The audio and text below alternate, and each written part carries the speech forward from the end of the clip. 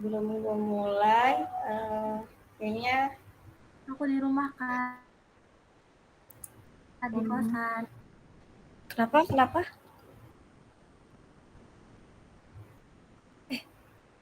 Kalian suaranya kok kecil banget ya di aku ya? Nggak apa-apa deh. Nah, kalau ada yang mau ngomong atau apa, suaranya agak dikencengin ya guys, soalnya aku nggak pakai TWS. Jadi langsung aja ya di sini. Sebelumnya gue diminta untuk eh, jadi mentor PM kalian hari ini oleh Dias. Nah, biar nggak kemalaman juga, langsung aja gue mulai fundamental analisis. Nah, apa sih yang bakal kita diskusiin malam ini? Yang pertama itu ada jenis laporan keuangan, terus ada analisis fundamental, analisis rasio keuangan, sama pestel analisis. Tapi sebelum itu, kalian ini kan anak akuntansi ya guys ya. Menurut kalian laporan keuangan sendiri tuh apa sih? Boleh dong satu atau dua orang ngasih pendapatnya. Kalau mau semua juga nggak apa-apa. Ada yang bersedia mungkin? Nggak apa-apa, sepemahaman kalian aja laporan keuangan tuh apa sih? Oh boleh, Damar. Data dari perusahaannya, Kak. Data dari perusahaan boleh, tapi mungkin masih kurang tepat gitu loh, karena data dari perusahaan tuh kan banyak ya. Mungkin, nah boleh Fadil. Mungkin kalau dari pendapat saya, laporan keuangan itu seperti data keuangan perusahaan tersebut dari mulai aset, ekuitas, dan lain-lain tentang keuangannya, Kak. Kinerja keuangannya. Bisa boleh. Mungkin yang lain ada yang mau nambahin dari Damar dan Fadil? Bisik ya dia. Syahrul tadi kayaknya on mic ya? Kenapa? Cuman aduh, HP-nya agak nge-frame. Menurut saya laporan keuangan itu informasi mengenai keuangan dari sebuah perusahaan. Itu doang sih Kak. Seperti aset, liability, sama itu. Oke, dari teman-teman semua jawabannya kurang lebih data dari perusahaan ya, berupa aset, liability, sama equity. Jadi sebenarnya benar ya yang dikatakan sama teman-teman tadi, cuman nggak sebatas dari aset keuangan dan aset, liabilitas, dan ekuitas, tapi juga ada yang namanya pendapatan, terus beban-beban itu termasuk dalam laporan keuangan. Nah, laporan keuangan ini tuh memiliki fungsi penting nih bagi perusahaan, ya kan? Fungsi pentingnya itu kan untuk dasar pertimbangan juga kan, analisa nggak cuma dipakai sama internal perusahaan, tapi juga dipakai untuk eksternal perusahaan. Nah, contoh yang eksternal perusahaan tuh ada yang tahu nggak teman-teman? Siapa yang membutuhkan laporan keuangan ini dari Investor, Kak. siapa? Investor. Investor, boleh. Terus ada lagi?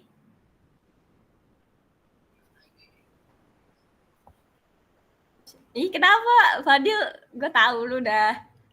Ini tadi, on mic. Pemerintah nggak, Kak? Pemerintah boleh, pemerintah tapi dalam artian tuh biasanya buat apa? Pajak. Pajak, betul banget. Terus masih ada lagi nih. Boleh, Bayu, boleh. Itu buat auditor bukan Kak? Buat auditor boleh juga, tapi mungkin masih ada gitu loh. Auditor paling kan cuma buat menerbitkan opini kan biasanya dari laporan keuangan, tapi boleh. Oke, mungkin ada yang lain dari Afifa sama Damar? Masih ada loh. Bang, bukan Kak. Bang, dalam artian untuk apa tuh? Untuk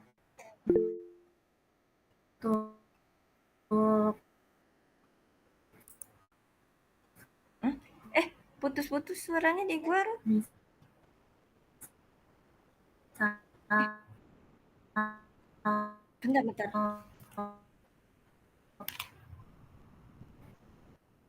Suaranya Pipa ya? Gua udah panik, gua kira gua. Afifahnya, Pak. Oke. Udah nggak apa-apa. Jadi sebenarnya apa yang dibilang sama Viva betul juga dalam artian memberi pinjaman. Nah, kalau dari internal perusahaan sendiri teman-teman kira-kira tahu nggak? Biasanya tuh dipakai untuk selain untuk mengambil keputusan. Mengambil keputusan misalkan kayak apa, dalam bentuk apa biasanya? Mungkin dari Gias bisa bantu.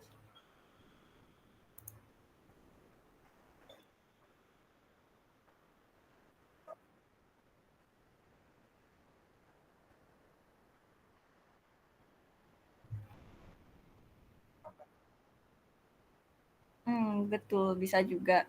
Bisa juga untuk keperluan operasional, dalam artian kayak untuk tahun ini misalkan produk A ini laris manis nih di di pasaran. Berarti kan ke depannya bisa aja produksinya yang meningkat itu produk A daripada produk B kan. Nah, itu kayak gitu. Itu kalau nggak salah gue lupa apa ya namanya ya. Cuman mungkin kalau kalian anak akuntansi yang akuntansi atau AKT itu nanti akan belajar kayak gitu. Tapi lanjut aja deh biar cepet. Nah, di sini kan ada mana sih ini? Oh ya, analisis laporan keuangan atau dalam artian analisis fundamental. Oh ya, disclaimer, analisis fundamental tuh nggak cuma analisis laporan keuangan, tapi analisis laporan keuangan merupakan bagian dari analisis fundamental. Kayak gitu ya. Ntar kita bahas di selanjutnya. Itu menggunakan data dari laporan keuangan nih untuk apa? Untuk mengetahui dan mengevaluasi kinerja perusahaan di masa lalu dan sebagai dasar proyeksi kinerja perusahaan di masa yang akan datang. Nah, itu kayak aku bilang tadi, kayak misalkan untuk memproyeksikan kayak kira-kira operasional ya benar sih, produksi untuk produk atau apa tuh mana yang harus ditingkatkan, mana yang harus dikurangi kayak gitu. Sampai sini ada yang mau ditanyain dulu? Aman? Aman, oke, good. Kalau aku kecepatan atau kelambatan bilang ya. Nah, salah lagi. Oke, sebelum masuk ke slide yang tadi, kira-kira teman-teman tahu nggak nih ada berapa jenis laporan keuangan? 1, 2, 3, 4, 5. Ayo, si Padil. Kebiasaan. Ada 5, betul nih. Mungkin satu-satu deh jawab. Satu orang satu. Kok diem? Saya laporan laba rugi, Kak. Laporan laba rugi, betul. Isinya apa aja? Isinya mengenai pendapatan, penjualan, terus pendapatan gitu, Kak, sama beban. Sama beban, ya betul. Terus Bayu boleh. Bayu terus. Damar boleh deh, Damar. Laporan neraca, Kak. Laporan neraca isinya apa aja? Aktiva sama liabilitas. Satu lagi? Modal. Betul. Aset, utang, modal. Terus boleh ada 3 lagi? Cahrul deh. Laporan posisi keuangan, Pak. Posisi keuangan, oh ya disclaimer, posisi keuangan sama kayak neraca ya. Nama laporan neraca tuh diganti gue lupa, tapi kayaknya diatur di PSAK 201. Itu pokoknya namanya jadi laporan posisi keuangan. Jadi posisi keuangan sama dengan laporan neraca. Nah, ganti. Syahrul. Terima kasih. Laporan arus kas isinya apa? Cuman ada 3 dia. 3 aktivitas. Ada yang tahu? Mungkin ada yang bisa bantuin Syahrul?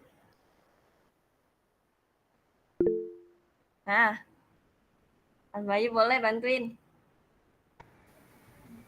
Itu ada 3 ya tadi ya. Dia lebih ke investasi, pembiayaan sama apa ya? Itu biaya-biaya aktivitas operasional, tapi arus kasnya gitu, Kak. Iya, betul. Jadi di laporan arus kas itu cuma ada 3 aktivitas. Aktivitas pertama operasional. Ntar kita bahas itu. Kita lihat langsung aja laporan keuangannya. Terus nanti ada investasi sama pendanaan. Nanti kita bahas pas kita lihat laporan keuangannya. Terus lanjut Albayu, 2 laporan lagi. Ada apa aja? Laporan perubahan modal bukan, Kak? Perubahan modal, betul. Biasanya isinya apa? Isinya itu biasanya kayak laba bersih, dividen, atau kontribusi dari owner gitu, kayak misalnya ada perubahan. Nah ya gitu Kak. Iya. Kan Iya, ekuitas betul. itu sendiri Jadi perubahan modal. ya betul. Jadi kalau di laporan perubahan modal tuh nanti ada laba ditahan atau saldo return earning. Terus biasanya juga ada dividen. Terus nanti di situ juga ada non controlling interest atau biasanya itu disebut apa ya bahasa Indonesianya ya? Hak non pengendali itu biasanya kalau di perusahaan konsolidasian gitu. Terus yang terakhir ada catatan atas laporan keuangan. Nah, ini tuh biasanya isinya penjabaran dari angka-angka yang ada di 4 laporan keuangan tadi. Nah, jadi kenapa gue nanyain itu ke kalian? Jadi sebelum kalian melakukan analisis fundamental, kalian tuh harus tahu dulu isi dari laporan keuangan itu sendiri. Oke, sampai sini ada yang mau ditanyain tentang laporan keuangan? Tadi satu lagi belum Kak, baru 4. Ini kok laporan perubahan modal. Yang terakhir CLK. Nah itu CA. CLK itu tadi gue sempat bilang kalau dia itu berisi jabaran-jabaran dari angka-angka yang ada di laporan keuangan. Misal nih persediaan ya di laporan posisi keuangan atau SOFP itu misalkan 1 juta. Nah, 1 juta itu persediaannya terdiri dari apa?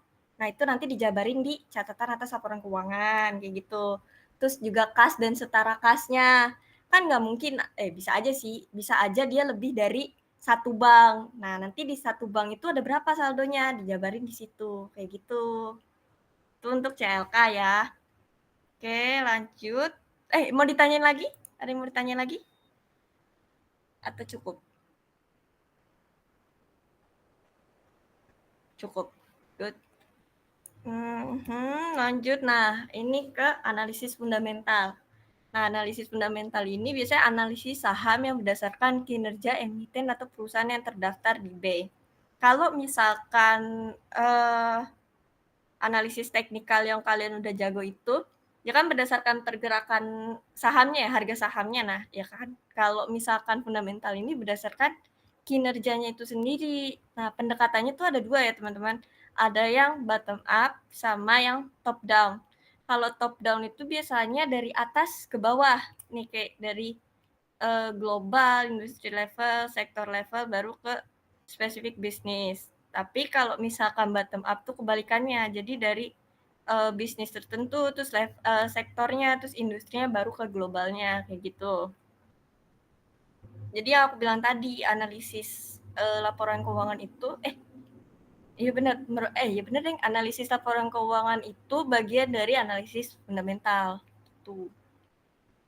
Lanjut. Nah, fungsinya untuk apa? Fungsinya untuk mengetahui nilai intrinsik perusahaan, membantu dalam memilih saham yang baik untuk menjadi pilihan investasi, sama mengevaluasi kinerja perusahaan dan dapat memperkirakan kinerja perusahaan di masa yang akan datang. Ya, ini nanti berkaitan sama rasio-rasio sih sebenarnya. Tapi udah deh, lanjut aja deh. Nah, kecepatan ternyata. Nah, sampai sini ada yang mau ditanyain dulu nggak teman-teman? Atau gue yang kecepatan?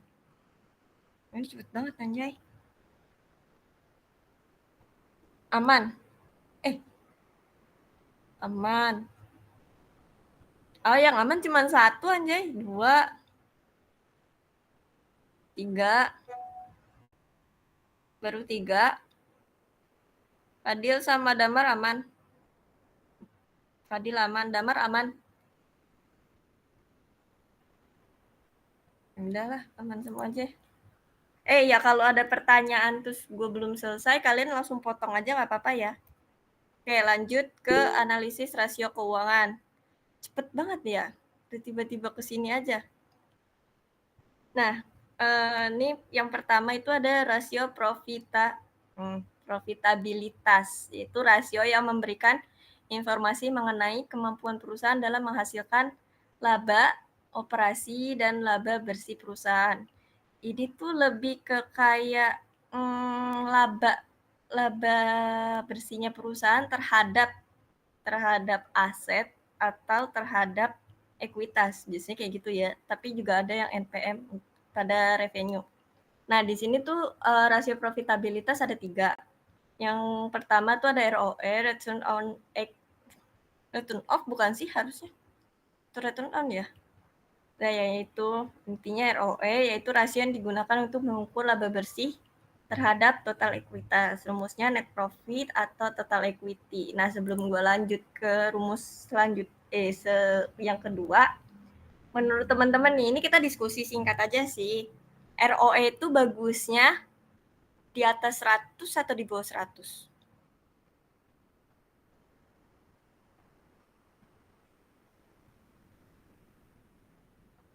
Halo. Ini jaringan gue aman kan? Kalian nggak tidur kan? Kok gue berasa ditinggalin anjay? Boleh ya, Bayu?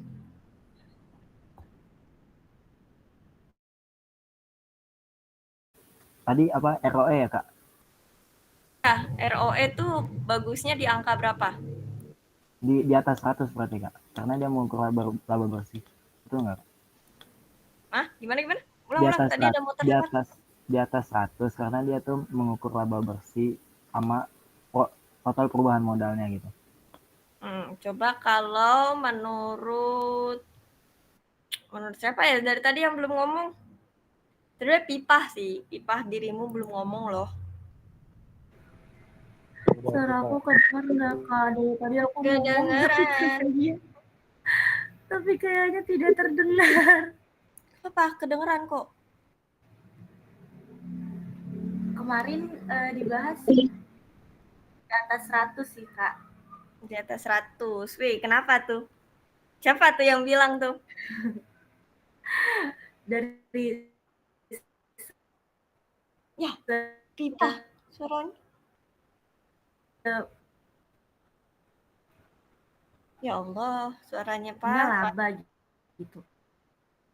Ya udah, Mbak. Ada Suaranya Pipa putus-putus nih. Ganti dulu jaringannya. Ganti dulu pakai WiFi. Matiin dulu WiFi-nya. Coba ke Syahrul deh. Menurut Syahrul sama. Menurut saya ROE atau ROA yang atas 100 itu dia bagus Kak. Karena kan rumus dari ROE atau ROA itu yang atasnya itu pembagian yang atasnya net profit kan. Kalau net profitnya itu gede, otomatis kalau net profitnya itu lebih gede dari total equity atau aset itu, berarti bakal menandakan hasilnya itu di atas 100 Kak. Coba kalau menurut Yas. Menurut Yas gimana Yas?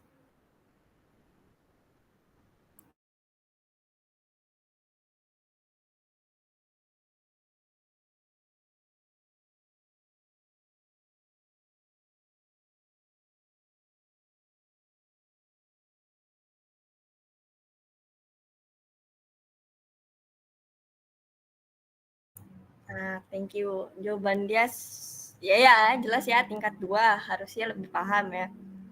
Sebenarnya emang bagus sih di atas 100. Cuma balik lagi kita juga harus lihat rata-rata industrinya kayak industri yang lain nih sama nggak sih di atas 100 atau cuman perusahaan ini aja nih yang di atas 100. Kalau misalkan cuma perusahaan ini kita juga harus sedikit skeptis dong kok bisa di tengah rata-rata industri yang mungkin nggak mungkin juga sih yang mungkin di bawah dia maksudnya jauh di bawahnya rata-ratanya itu juga harus patut dipertanyakan ya jadi nggak langsung kayak oh iya nih bagus nggak juga belum tentu kayak gitu.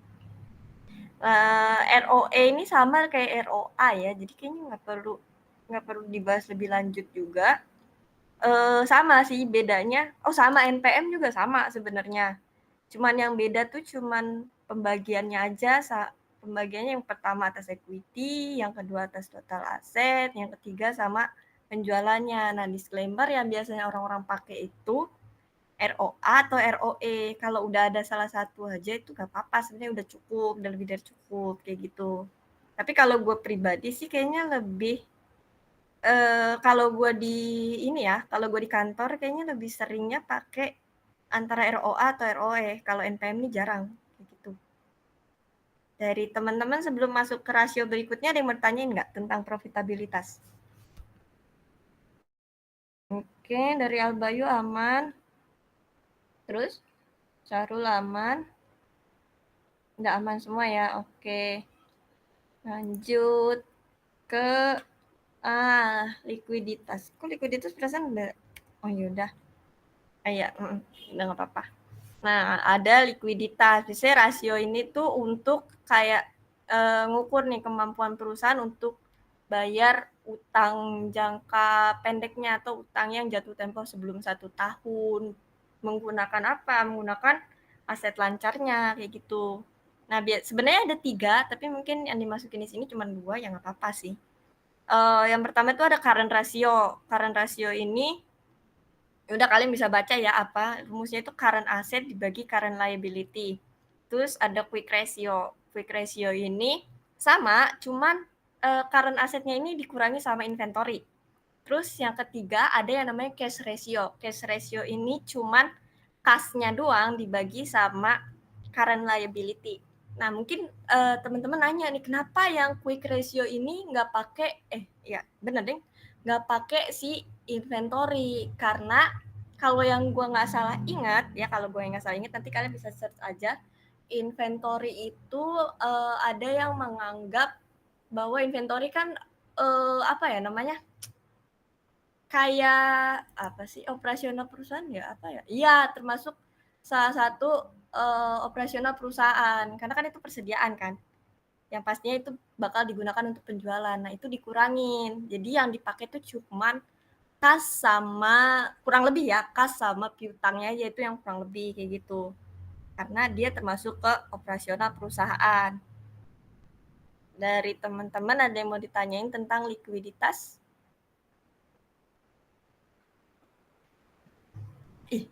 Kalian hening banget. Coba Fadil deh. Kayaknya kalian udah pada siap ya. Kayaknya udah pada dikasih tahu Dias juga kalau kalian off-cam itu bakalan sering buat tembak, ya nggak sih? Coba Fadil, menurut kamu current ratio nih, bagusnya di atas 1 atau di bawah 1? Kalau untuk current ratio itu bagusnya di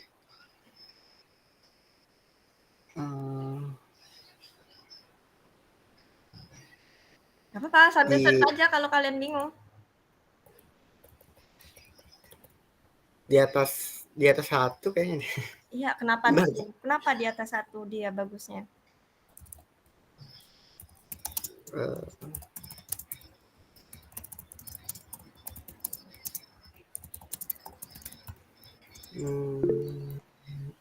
Apa nih?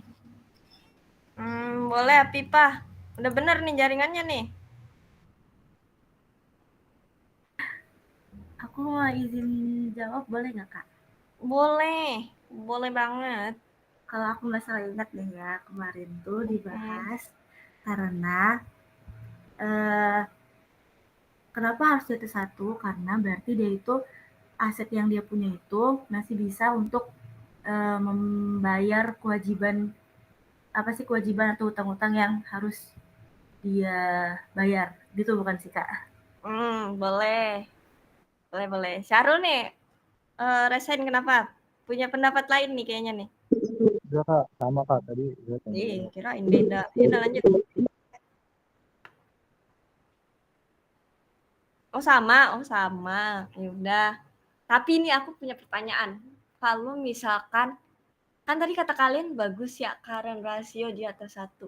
Tapi kalau current rasionya 6, semisal 6, bagus nggak menurut kalian? Boleh, Bayu.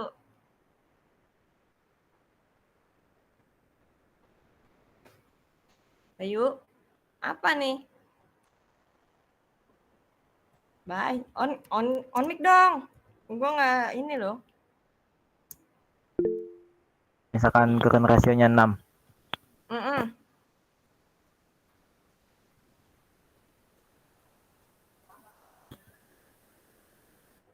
Kalian sambil searching juga nggak apa-apa deh. Tapi Albayu tadi gimana? Ini dia. Aduh, nge-lag lagi ininya.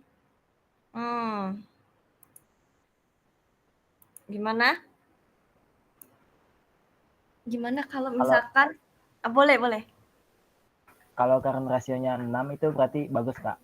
karena asetnya itu bisa lebih besar daripada utangnya. Coba yang lain ada yang punya pendapat yang beda nggak? Tapi kalau misalnya segmen industri perusahaan itu kayak perusahaan pembiayaan yang dimana dia itu pasti banyak utangnya, itu gimana Pak? Gimana ya? Kayak contohnya industri perbankan, dia kan ngandelin aset dari utang kan ya, terus dari pihak ketiga. Otomatis sekarang rasionya bakalan di bawah, maksudnya di bawah satunya sih Pak. Kayaknya kita dulu. Oke. Thank you atas pertanyaannya. Tapi kayaknya kalau untuk current rasionya perbankan tuh agak sama ya nggak sih dia? Yang beda tuh nanti kayaknya cuman di debt to asset atau debt to equity. Karena perbankan tuh biasanya jangka panjang guys, bukan jangka pendek. Ada, tapi nggak sebanyak jangka panjangnya. Biasanya kan kalau pinjaman ke bank tuh kan rata-rata di atas 5 tahun ya. Bahkan individu pun di atas 5 tahun kayak gitu biasanya. Nah, jadi yang jangka pendek itu kan pastinya di bawah 1 tahun kan. Jadi yang akan beda itu kalau di industri perbankan mungkin lebih ke dar sama dernya kayak gitu. Coba dari Dias gimana?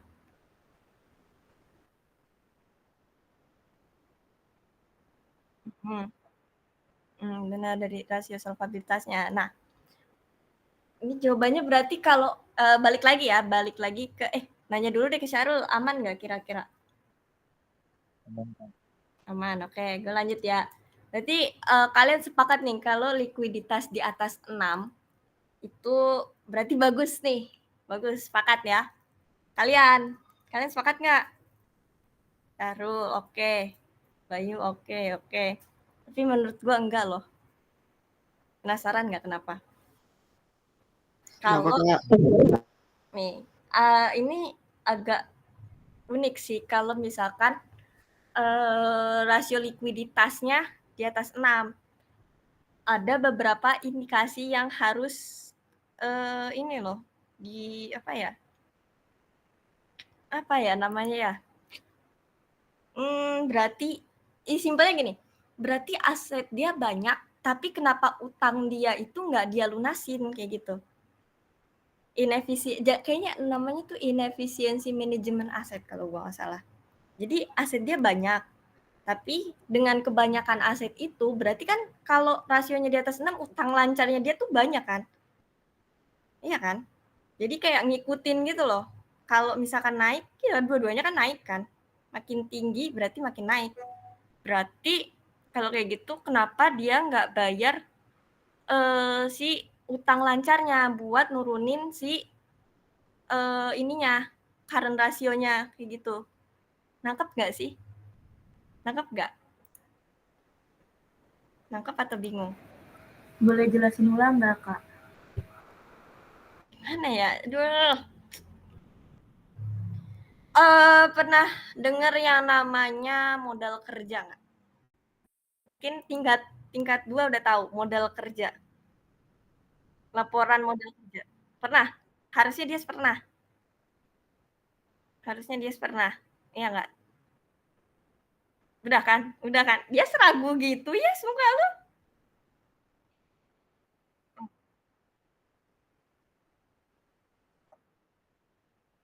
Nah, kalau misalkan kasnya kebanyakan berarti banyak kas yang nganggur dong. Benar, berarti operasionalnya nggak yang bagus-bagus banget, banyak ini loh namanya. Apa sih namanya? Yang nggak kepake untuk operasional. Karena kan kalau semakin aset tuh ngikutin sama pendapatan sama beban kan. Entah antara pendapatan yang naik atau bebannya yang naik. Berarti kasnya ngikutin kan. Iya kan? Benar kan?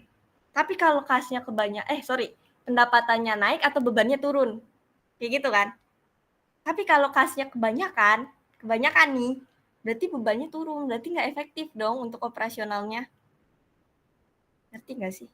Nangkep nggak sih? Nah.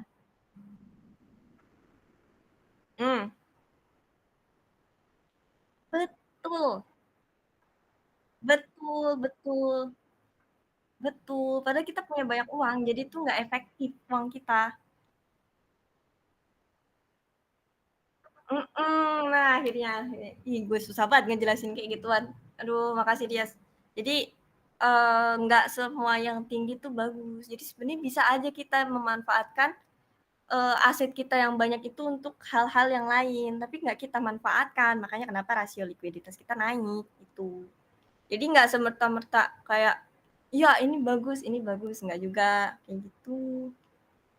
Harus diperhatikan lagi. Oke, sampai sini mungkin ada yang bingung. Kayaknya yang gue lihat ya, yang baru gue lihat, yang baru nangkap cuman dia sama Fadil, karena ya kalian yang on cam. Kayak gue bisa lihat kalian udah ngangguk-ngangguk, berarti udah paham. Tapi yang lain gue nggak tahu nih, kayak Dama, Tipa, Syahrul, Bayu masih bingung nggak?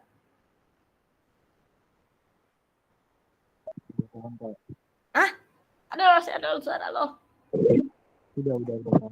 Udah. Udah ya, bener nih ya. Awas nih nanti kalau tiba-tiba gue ketemu sama kalian. Buat big perusahaan ya. Jadi current ratio yang ideal berapa Kak buat big perusahaan? Sebenarnya emang di atas 1, tapi nggak yang jauh banget dari apa sih? Mana ya? Di atas, balik lagi ke yang namanya rata-rata industri kayak gitu. Lihat juga industri sejenisnya. Tapi tetap di atas 1 itu udah pasti bagus. Kalau di bawah 1 kan kurang bagus ya. Ya, berarti aset dia nggak bisa nutupin utang lancarnya. In case kalau misalkan dia pilot atau apapun itu, aset dia tuh nggak cukup untuk nutupin utang-utang yang harus dia bayarkan terlebih dahulu, kayak gitu kan. Tapi kalau misalkan ditanya bagusnya berapa, selain di atas 1, ya balik lagi lihat ke industrinya. Tapi juga jangan terlalu tinggi gitu loh. Kayak kita juga harus ngelihat kayak asetnya nih kalau terlalu tinggi tapi yang lainnya enggak atau ngestak di situ aja, berarti kan inefisiensi asetnya dia juga kan. Jadi kita harus ngelihat kayak gitu juga, nggak cuman ngelihat satu rasio aja, kita juga harus ngelihat rasio-rasio yang lain kayak gitu. Menjawab Bayu? Oke, thank you. Gimana Syahrul? Kalau misalnya perusahaan pilot atau terlikuidasi, itu kan siapa sih yang harus pertama dibayarkan selain selain pemegang saham preferen, Kak? Apakah karyawan atau Oke. Bagus nih pertanyaan nih, gue suka nih. Kalau misalkan in case tuh perusahaan pilot yang harus benar-benar pertama kali dibayar tuh adalah si apa sih namanya, debitur apa kreditor ya? Gue kebalik deh. Ya, yang memberi utang pada kita. Pokoknya yang kita utang itu harus kita lunasin dulu. Even di atas saham preferen pun harus utang dulu. Apapun yang terjadi, utang dulu yang dilunasin. Nah, kalau misalkan masih ada sisa, baru ke saham preferen. Baru kalau masih ada sisa lagi, ke saham biasa atau pemilik. Biasanya kalau misalkan dia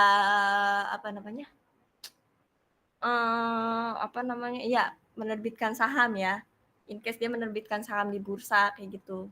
Tapi tetap yang paling utama itu ya harus si utang-utangnya dulu itu yang dilunasin, nggak boleh yang lain dulu, nggak boleh saham preferen tuh nggak boleh.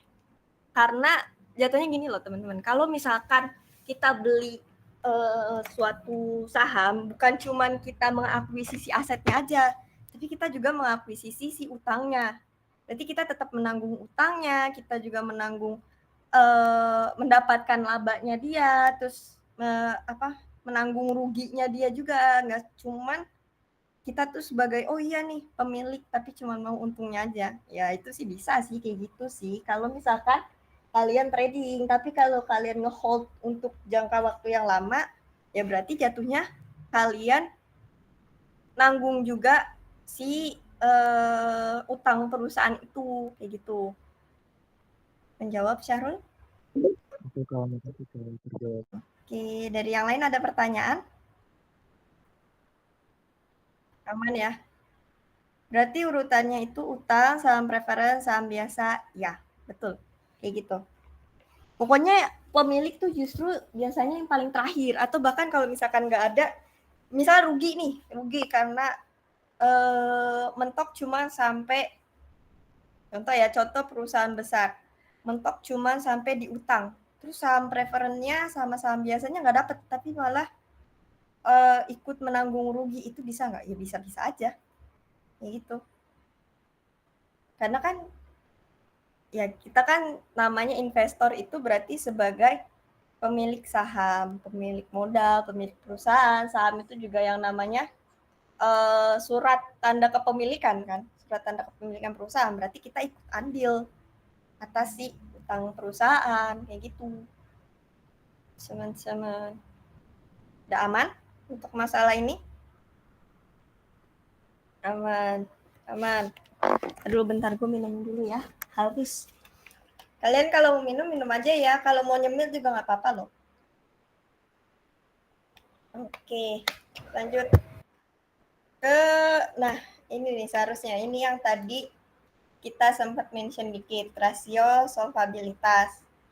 Biasanya yang dipakai itu DER sama DAR.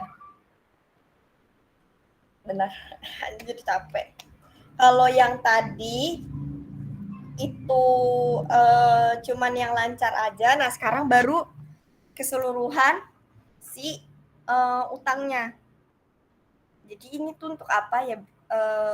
Tujuannya hampir sama kayak likuiditas, tapi bedanya itu untuk mengukur kemampuan perusahaan dalam melunasi kewajiban jangka panjangnya. Karena iya deh bener, kewajiban perusahaan gitu. Jadi makanya kenapa dia pakainya total debt sama bener deh total debt, ya total equity atau total aset. Nah, untuk dari solvabilitas sendiri tuh kayak yang tadi sempat kita mention ya, pas di dunia financing itu tuh akan beda dengan industri-industri yang lain karena industri utamanya bank itu kan memberikan pinjaman ya, dan pinjamannya itu biasanya pinjaman jangka panjang. Jadi kalau misalkan rasio solvabilitasnya sektor finance itu lebih tinggi daripada sektor-sektor yang lain itu wajar karena dia emang bisnisnya di situ, operasionalnya di situ kayak gitu. Tapi tetap harus dilihat ke rata-rata industrinya kayak gitu. Nah, dari yang rasio solvabilitas ada yang mau ditanyain?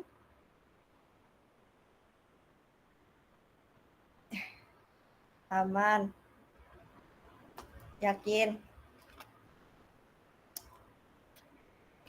Yakin nih aman? Ini kayaknya Fadil nih yang ngeliat-liat bingung nih.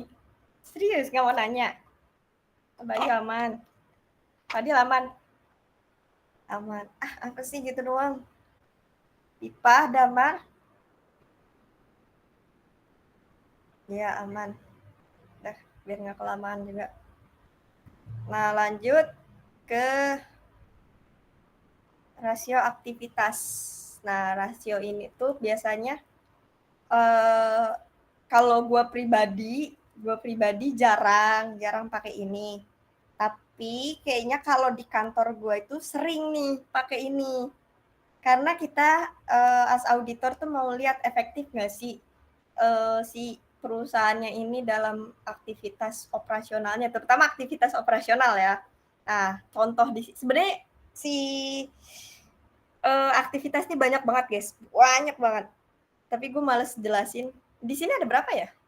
Cuma masukin 2 ya? Ya, di sini cuma masukin 2. Sebenarnya nanti ada yang namanya receivables turnover kalau nggak salah. Ya ada, pokoknya ini termasuk aktivitas termasuk yang paling banyak rasionya. Cuman ya udah kalau diambil 2 nggak apa-apa. Yang pertama itu ada total asset turnover sama inventory turnover. Biasanya kalau untuk yang total asset turnover itu untuk mengukur kemampuan perusahaan untuk menghasilkan pendapatan dari aset yang dimiliki. Begitu. Terus kalau inventory turnover untuk mengukur efisiensi perusahaan dalam mengelola persediaannya. Jadi dari sini ada yang bingung dulu nggak? Jadi banyak loh pertanyaan dari sini. Bingung nggak? Gue kalau jadi kalian sebenarnya pengen banyak nanya kalau di sini. Enggak. Ya udah gue yang nanya dah. Gue yang nanya nih. Siapa ya? Coba Damar deh. Kalau dilihat dari maksudnya inventory turnover, kalau yang kamu tangkap sendiri itu kayak gimana? Kan cuma dibilang untuk mengukur efisiensi perusahaan dalam mengelola persediaannya. Nah, maksudnya tuh apa sih? Coba boleh Damar.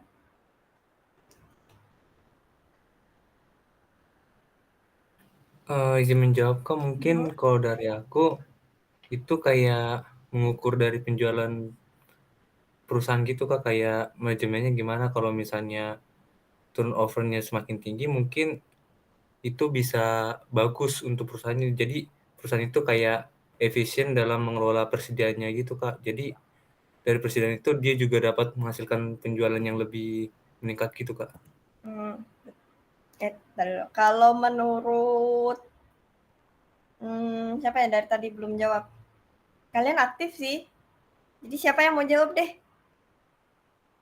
Kak, sebelumnya aku mau nanya Kak, COGS apa ya Kak? Hah? Aku mau nanya COGS. Gimana? Aduh, gue nggak pakai TWS lagi. Itu ada rumus kan Kak. Itu yang pertama ada COGS apa nih Kak? Rul, gue nyerah. Udah lu apa Kang? COGS apa kata Syahrul? Oh, ya Allah. Itu. Maaf ya. COGS, iya. Gue lupa jelasin. COGS itu cost of goods sold. Atau kalau kalian pernah dengar HPP, harga pokok penjualan atau beban pokok penjualan. Nah, itu COGS. Bahasa Inggrisnya ya. Kalau bahasa Indonesianya ya namanya harga pokok penjualan atau beban pokok penjualan atau apalah itu yang kalian pernah pakai ya. Kayak gitu. Aman, Syahrul? Aman. Coba selain dari Damar. Hah, kenapa? Aman? Maaf Kak, jadi intinya HPP ya COGS itu. Iya, betul. Itu COGS tuh HPP ya. Bahasa Inggrisnya dari harga pokok penjualan ya COGS, guys. Gitu, sorry. Gue lupa mention. Maaf. Oke, jadi mungkin dari teman-teman ada yang mau menambahkan lagi dari jawaban Damar?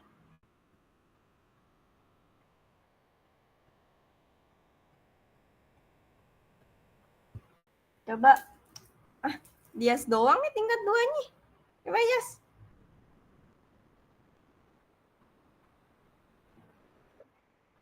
Yeay. Nggak nyimak. Mau bebas, lu sependapat sama Damar atau mau nambahin atau apa terserah.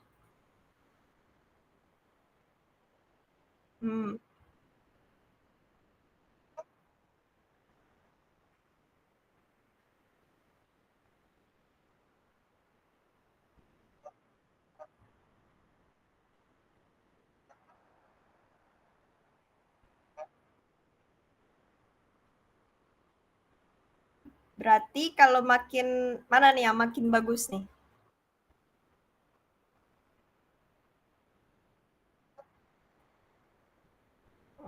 Yakin. Ya, kebiasaan nih. Sebenarnya apa yang disampaikan sama gimana Dias dulu. Clarif dia.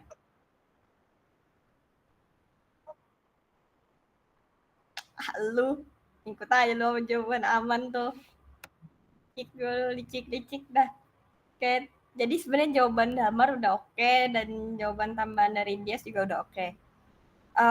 Sebenarnya emang makin tinggi tuh makin bagus, tapi kayak waktu itu gue sempat pernah belajar ini di keuangan menengah. Nggak semua inventory turnover yang tinggi tuh bagus. Bisa aja dia tuh kita harus lihat juga tipe persediaannya dia. Kayak contoh nih ya.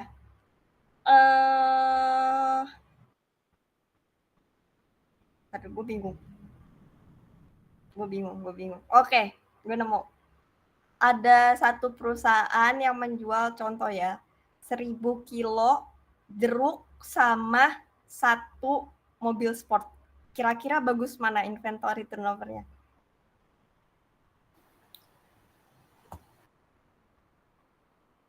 Ayo, gak apa-apa. Jeruk katanya. Oke, terus? Jeruk. Gue ulang deh pertanyaannya deh, Nih agak, setelah gue pikir-pikir agak agak bertabrakan. Perusahaan A ngejual 100 kulkas, perusahaan B menjual 10 apa ya, di atas kulkas. Motor, misalnya motor, kita nggak usah jauh-jauh. 10 motor. Mana yang kira-kira inventory turnover-nya bagus? Per bulan ya, per bulan. Kira-kira aja. Tadi 100 kulkas sama 10 motor ya, Pak? 100 kulkas sama 10 motor. Kulkas kah kulkas? Kulkas. Kenapa? Tadi kan kata Bang Dia seberapa cepat kayak mengosongkan ini kan persediaannya. Nah kan 100 kulkas tuh lebih banyak lah daripada 10 ini. Tapi harganya lebih mahalan motor sih. Gimana ya, jawabannya itu tepat gak tepat? Balik lagi, kalau ternyata 100 kulkas itu di persediaannya ternyata ada 10.000 kulkas, berarti nggak cepat dong. 100 kulkas per bulan itu, kalau misalkan ternyata di gudangnya dia ada 10.000 kulkas, berarti nggak cepat. Tapi kalau seandainya si sepeda motornya itu cuman ada 50, tapi yang kejual per bulan tuh 10, itu termasuk cepat kan? Nah itu balik lagi ke nggak cuman hanya tentang mengosongkan aja, tapi kalian lihat juga sih jadi kuantitas inventorinya. Bisa aja dia cepat karena emang ininya banyak. Bisa aja dia cepat kosong karena emang stoknya dikit. Atau bisa juga dia kelihatannya yang emang beneran cepet itu karena stoknya banyak kayak gitu loh. Ngerti nggak? Paham nggak maksudnya? Kayak yang tadi ternyata stoknya dikit, ya jelas lah orang stok dia dikit pasti cepet dong ngejualnya gitu daripada yang stoknya banyak kayak gitu. Dilihat lagi. Emang kalau untuk ngelihat stok ini kan agak susah ya. Jadi nggak semua informasi itu bakal dapet. Makanya kenapa yang dipakai rasio aktivitas ini cenderung ke si auditor. Karena yang pasti dapat akses untuk stok itu kan auditor kan. Karena jujur kita melakukan stock out name dan segala macam. Jadi kita ngelihat nih inventory turnover-nya, nggak serta-merta kayak iya dia penjualan per bulannya 100 ya tapi stok di gudangnya cuman kan jadinya ada 10.000 ya kayak gitu mah sama aja bohong gitu loh. Terus dia penjualannya dikit nih cuman 10 tapi ternyata di gudang stoknya cuma 50 ya pantesan ya cepet orang stoknya dikit gitu loh. Gitu. Dilihat di sini tuh untuk efisiensi perusahaan dalam mengelola si stok persediaannya itu. Kalau makin banyak belum tentu dia nggak efektif. Bisa aja dia efektif banyak karena emang banyak karena peminatnya stok kita banyak karena penjualan kita juga banyak karena peminat kita di pasaran tuh banyak. Stok kita dikit ya karena peminat kita jarang, kayak mobil sport kan jarang kan minatnya cuma orang-orang tertentu. Makanya stok kita tuh dikit di gudang. Jadi itu lebih ke untuk mengukur efisiensinya kayak gitu.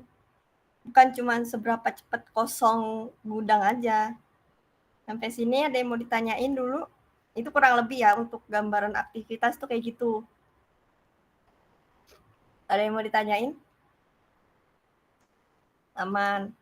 Sebenarnya ini aktivitas jarang banget dipakai sama kita ya, Yas ya. Di kulik. Karena emang susah banget sih. Belum lagi nanti kayaknya ada AR turnover. Tuh nanti buat ngelihat rata-rata piutangnya per 365 hari, 1 tahun, per 1 tahun kayak gitu. Dan penting kalian mah tahu aja sih yang ini setidaknya, tapi nggak usah dipakai-pakai amat kalau untuk kita. Lanjut, nah ini sebenarnya wajib banget kalian paham rasio pasar. Biasanya rasio yang digunakan untuk mengukur dan menghubungkan harga saham terus sama ukuran keuangan lain kayak laba per lembar saham, nilai buku perusahaan dan sebagainya. Ini biasanya dipakai ya sama para investor. Ini banyak nih kayaknya si Dias masukin nih. Nah, benar kan? Kebablasan. Ada 4 kalau Dias masukin. Tapi kayaknya kalian udah tahu kan ini kan EPS, PER, PVPS, udah kan? EBV, 14 lagi. Tahu nggak? Tapi mungkin dari sini ada yang mau ditanyain dulu mungkin. Nah, rumus EPS itu net income dibagi total share outstanding. Kalau PER itu harga sahamnya dibagi sama EPS. Kalau BVPS total equity dikurangi saham preferan dibagi outstanding share. Kalau misalkan gue bener deh menyebutnya PBV itu share price dibagi PVPS. Jadi ini nyangkut aja sih cara ngitungnya. Dari teman-teman ada yang mau tanyain dulu nggak masalah EPS? Mungkin aku mau nanya tentang net income ya. Tahun ini kan baru keluar net income itu di kuartal pertama. Nah, cara menghitung net income kan seluruhnya kan per tahun. Nah, itu gimana Kak? Biar untuk kuartal kedua, ketiga, keempat itu net income-nya berapa? Nah, gini. Kalau misalkan kalian kan tahu kan kuartal. Kalian kan udah perusahaan tuh udah pasti ngeluarin laporan keuangan per kuartal kan? Iya kan? Kuartal 1, Q1, Q2, Q3 nggak ada Q4 langsung laporan keseluruhan. Bisa langsung yang udah beropini, ya kan? Nah, biasanya emang per kuartal itu udah ada dari merekanya net income. Jadi nggak harus nunggu annually, tapi berarti net income-nya mereka itu per kuartal kayak gitu. Jadi seharusnya ada sih, kayaknya gue waktu itu pernah deh dapat yang kuartal ini nih bener. Yang kuartalan kalau nggak salah. Jadi pakai aja yang kuartalan gitu loh. Tetap ada kok di SOPL-nya. Boleh Dias?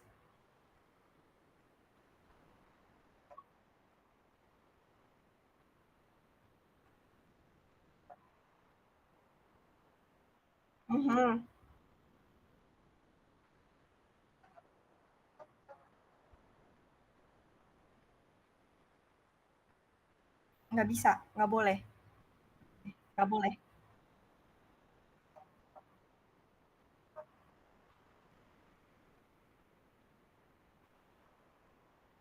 Nggak bisa, iya. Ya harus tahun kalau EPS yang itu. Boleh. Kuartal tahun sebelumnya aja. Kayaknya kalau nggak salah, ya gue waktu itu kan pernah, kayaknya ada waktu itu tahunan gue tuh dapet yang Q3 kalau gue nggak salah. Nah dia tuh ngebandinginnya sama Q3 tahun sebelumnya. Misalkan kalian kan 24 nih. 24 Q2, berarti kalian ngebandinginnya sama Q2 23 gitu loh. Si Adam baru join. Apa begitu? Beres Dam. Bubar. Kayak gitu Syahrul. Dari Dias gimana mungkin? Itu pas tahunan gue sih, pas tahunan lu.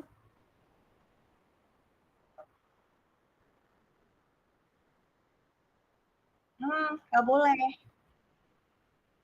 Benar. Jadi kalau misalkan kalian dapat datanya yang masih yang kuartal, bukan yang annually, itu tetap pakai yang kuartal juga. Jadi ngebandinginnya sesama kuartal, nggak bisa yang 1 tahunan, yang 1 kuartal. Karena kan kuartal itu cuman tergantung ya, 3-4 bulan ya.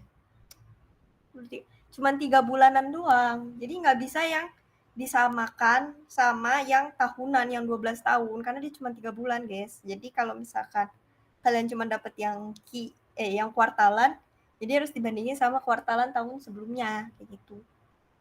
Gimana, Syarul? Oke. Cukup kan ya?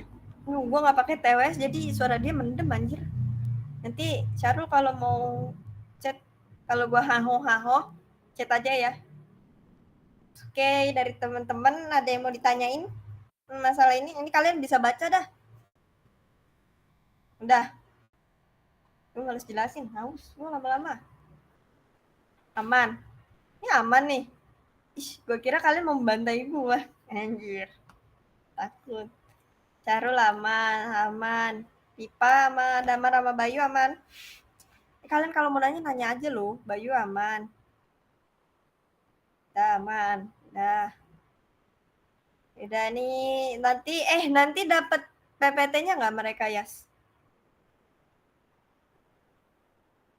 Dapat. Good. Boleh, Pipa.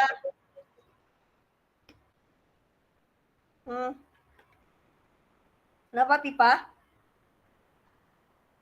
Kak, mau nanya. Mm-hmm. Mau nanya untuk yang di rasio aktivitas. Aduh. Itu kita bisa gak sih kayak kalau misalnya ini kan di total aset itu kan dia penjualan bersih sama total aset rata-rata. Nah, kalau misalnya kita bisa gak sih ngitung menggunakan kayak kreditnya gitu loh. Jadi penjualan kredit bisa gak sih kita ngitung menggunakan penjualan kredit? Gimana, Pak? Kan di rasio aktivitas yang di sini tuh kan dia makainya penjualan kan. Penjualan di sini tuh seluruh penjualan kan, berarti penjualan bersih juga penjualan bersih dan juga penjualan kreditnya berarti kan, Kak? Penjualan bersih itu berarti gini, oh ya, disclaimer ya, penjualan bersih itu dia udah dikurangi sama retur atau diskon. Jadi itu yang namanya penjualan bersih. Kalau penjualan kotor ya udah penjualan itu aja, penjualan yang di kreditnya aja. Tapi kalau biasanya yang di laporan keuangan itu penjualan itu udah penjualan bersih yang udah dikurangi sama yang kalau misalkan ada retur lah, terus ada diskon atau segala macam kayak gitu ya. Jadi kalau di laporan keuangan kalau udah penjualan ya udah pasti cuman satu doang itu penjualan itu doang gitu. Oke, Kak. Berarti kalau misalnya di laporan keuangan tuh udah pasti penjualannya itu emang udah dikurang-kurangin dengan yang lain. Nah, jadi kita nggak perlu untuk mengurangi lagi ya, Kak. Betul. Nanti itu yang akan berbeda adalah saat penggunaan net income. Kalau gua nggak salah ya nggak sih dia net income tuh nanti ada yang beda. Ada yang pakai jumlah kok net income sih? Ya bener, net income sama equity. Itu nanti ada perbedaan. Pokoknya ada yang pakai jumlah ekuitas, ada yang pakai ekuitas yang diatribusikan ke entitas induk, terus ada yang net income bersih net income, ada yang pakai net income yang diatribusikan ke induk, begitu. Itu beda rasio, beda penggunaan ya. Tapi nanti itu nanti. Nah, ada yang mau tanyakan lagi, guys. Tapi tadi dulu dari Pipa aman, Pak? Udah, Kak, aman. Aman, Nugi. Dari yang lain ada yang mau sebenarnya saya masih ngeganjel Kak yang mengenai net income itu. Dia tuh berarti kalau misalnya mau lihat net income-nya mengalami kenaikan penurunan itu dibandinginnya sama misalnya Q1 2025 sama Q1 2024 ya, bukan sama Q4 2024. Kan jarak waktunya lebih dekat di Q4 2024 sama Q1 2025. Sebenarnya ya, ini gue izin share screen satu lagi nih, mumpung gue lagi buka. Ini ya kayaknya ya. Ini kayaknya ini yang T3 nih. Gue waktu itu pernah, tapi ini udah cukup lama ya. Tahun 23-24 kalau nggak salah.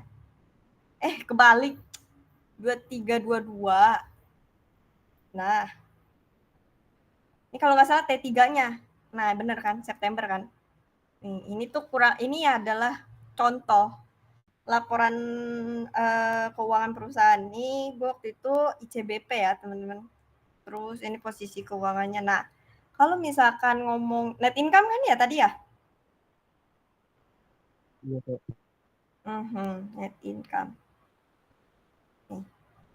Kan kalau di sini tuh udah ketahuan langsung 30 September 2023 sama 2022. Jadi biasanya laporan laporan keuangan perusahaan tuh udah pasti menampilkan yang tahun ini sama prior year atau tahun sebelumnya. Jadi kalau kamu mau bandingkan, nggak usah nyari lagi tuh yang Q3-nya ICBP tahun 2022, tapi langsung ada nih di sebelahnya. Karena udah jadi pembanding, udah otomatis lah dari mereka. Terus yang mana net income-nya? Nah, net income-nya yang tadi aku bilang, tergantung sama rasionya, karena beda rasio nanti beda net income-nya. Nanti ada yang pakai ini, net income yang net income, sama ada yang pakai, bentar, balik nih gue kayaknya ini. Nah ya ini, ada yang pakai ini, tergantung sama rasionya.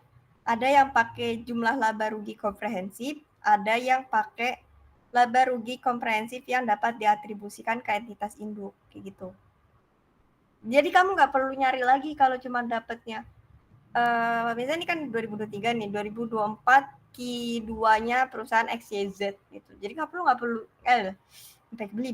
perlu nyari lagi yang Q2 di tahun sebelumnya karena pasti udah ada dari udah ada nih di laporan keuangannya tahun sebelumnya itu. Kayak gitu. Gimana Syahrul?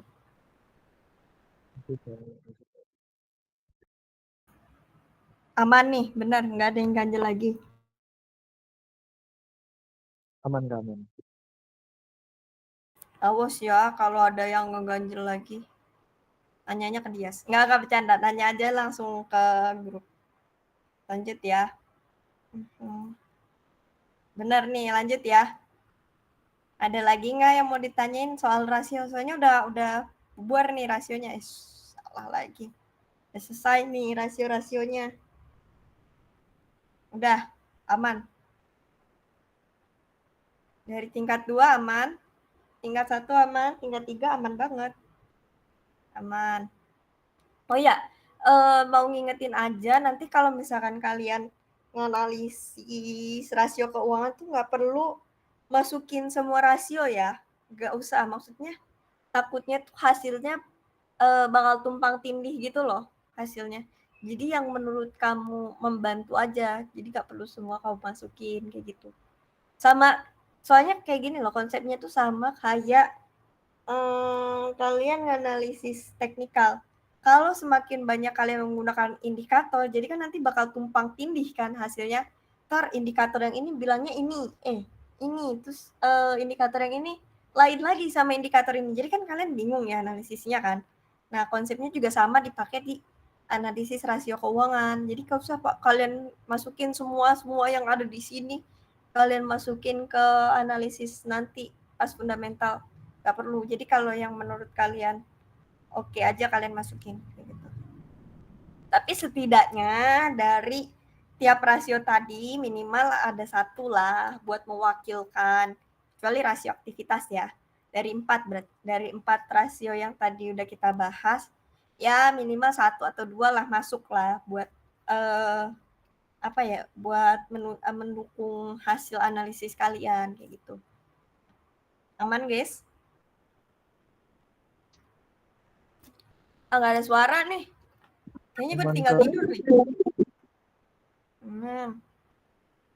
Aman ya, udahlah. Aman kawan. Thank you yang udah bersuara. Nah, ini jujur Deli, gue baru tadi baca di Gojek, anjir. Siapa yang masukin ini? Karena tahun gue nggak ada nih. Ngide lu bener. Gue kaget pas lihat ininya pas di Gojek, anjir apa ini. Jadi setelah gue baca-baca, kalian juga bisa baca ya kalau misalkan kalian ada yang pemahamannya lebih dari gue, karena jujur gue juga baru tahu tadi tentang si PESTEL analisis ini. PESTEL tuh singkatan dari politik, economic, social, technological, environment, and legal. Jadi nggak cuman dilihat faktor internalnya aja kayak tadi kan operasional perusahaan, tapi kita juga harus ngelihat si faktor-faktor eksternal ya. Mungkin kalian nggak asing sama istilah ESG, apalagi kalian baru bikin filmnya kemarin kan. Ya, kayak gitu. Jadi mungkin itu yang bakal mempengaruhi si fundamentalnya tadi. Ya ini udah bisa baca aja ya. Kasih. Ya udah, thank you. Kita udah kelar. Tapi kita nggak kelar karena kita ada ngapain, Dias?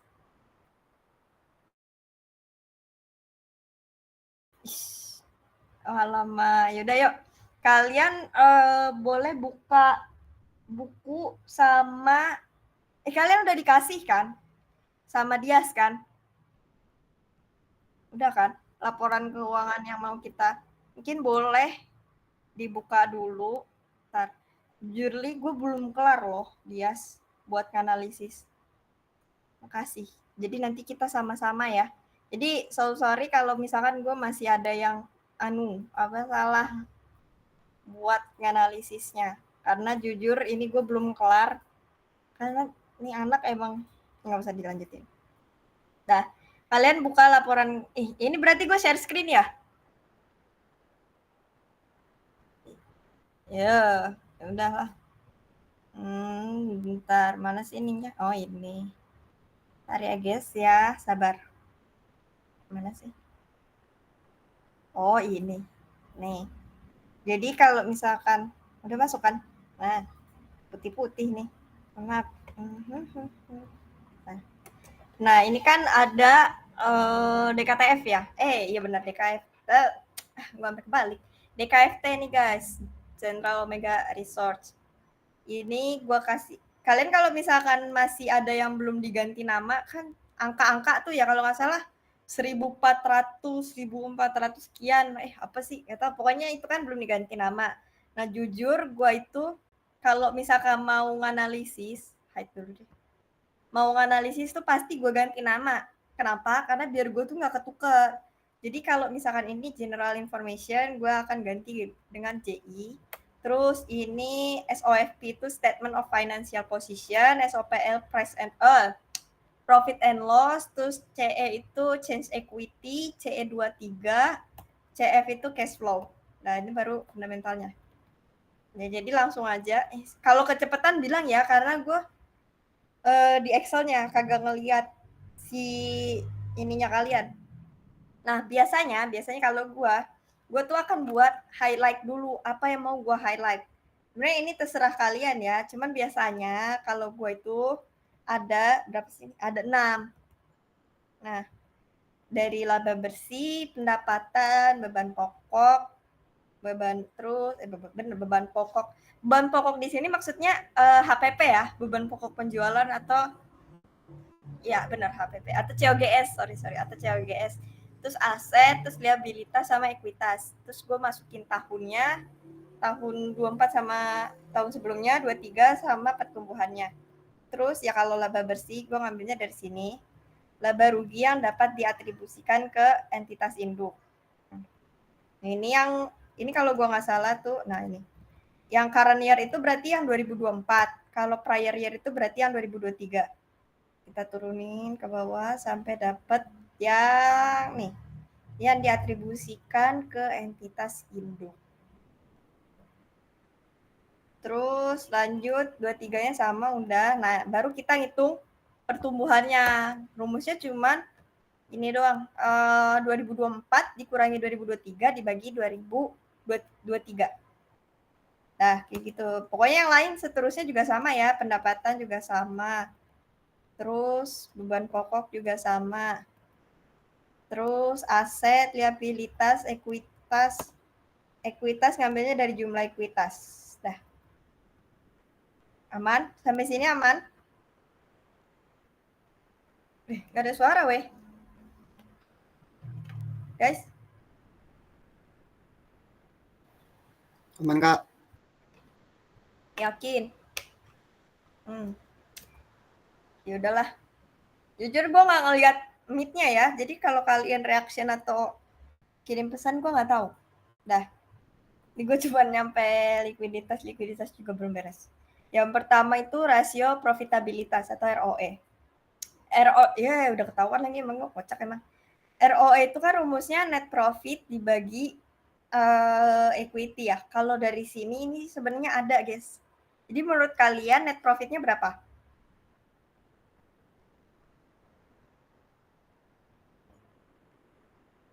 Kelihatan. Dan sekalian nggak ninggalin aku loh.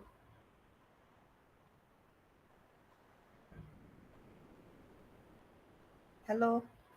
Halo Kak. Ih, kalian kenapa sih diem? Tadi aktif. Ini mencoba ngitung dulu Kak. Kalian belum? Ya udah deh. Kalian nggak usah ngitung deh, liatin aja deh. Oke. Kalian liatin stok bid kalian deh, takutnya beda. Soalnya, oh iya, acuan gue juga kadang stock bid, bid atau investing ya. Jadi kalau misalkan bedanya kejauhan, gue akan memastikan itu salah. Tapi kalau misalkan bedanya tipis, tuh gue akan menganggap itu benar. Nah, jadi untuk net income sendiri, gue ngambil dari laba bersih. Laba bersih yang tadi ini nih, yang dapat diatribusikan ke entitas induk, yang ini. Bukan yang atas, tapi yang ini. Yang diatribusikan ke entitas induk. Terus, equity-nya gue akan ngambil dari, ya udah equity yang ini. Beda deh nggak? Beda nih. Nah, equity-nya kita ngambil dari mana? Nah, ternyata equity yang gue ambil itu dari yang diatribusikan ke entitas induk. Jadi kalau misalkan, gimana ya? Kenapa yang diambil entitas induk? Kenapa bukan yang keseluruhan? Karena asumsinya gini. Coba kita lihat dulu berapa persen pemegang saham tertingginya. Oh, nggak ada lagi. Biasanya kalau kayak gini, itu kan konsolidasian ya guys ya. Kalau dari based on yang gue lihat ini, itu konsolidasian. Nah, konsolidasian itu apa sih Kak? Konsolidasian itu biasanya pemegang saham tertingginya itu pasti di atas 51%. Itu berarti, apa ya namanya? Bukan mempengaruhi lagi sih. Mengendalikan lah kurang lebih ya nama lainnya. Jadi kayak misalnya nih, ini secara singkat ya. Maaf ya. Kelihatan. Apa? Misalnya perusahaan A nih. Perusahaan siapa ya? Oh, Dias aja deh. Perusahaan Dias ngebeli saham perusahaannya Adam sekitar 75%.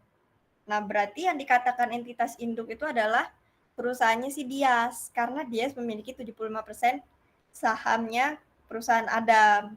Jadi yang bakalan sangat amat mempengaruhi yaitu ya berarti suaranya si perusahaan Adam. Makanya kenapa kita pakainya si yang net equity-nya dari entitas induk kayak gitu.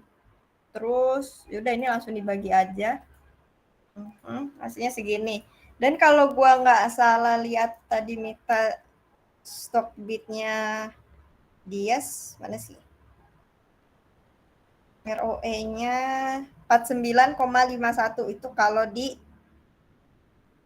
mana sih? Yas, ini di mana sih Yas? Lu ngeliatnya? Nah, kalau di stock bid itu 49,51. Ya berarti nggak jauh beda lah ya sama si ini tipu. Nah, kalau di stock bid itu segini. Berarti kan nggak jauh beda kan selisihnya. Berarti itu bisa kita pakai gitu. Terus yang kedua ada ROA. ROA juga sama aja.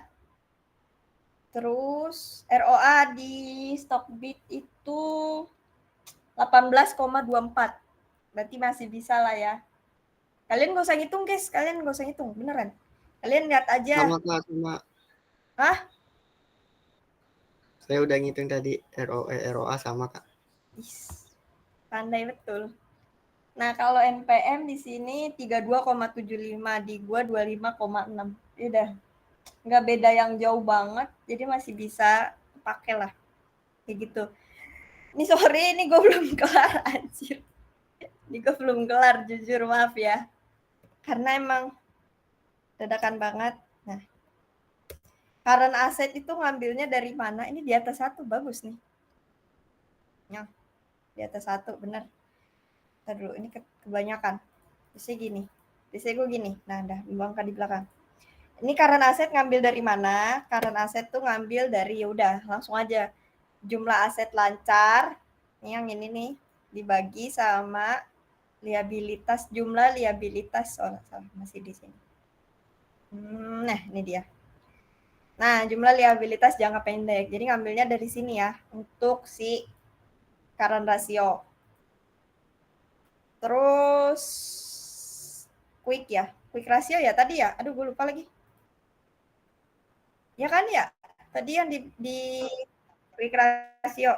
Coba tolong satu orang quick ratio. Rumusnya apa?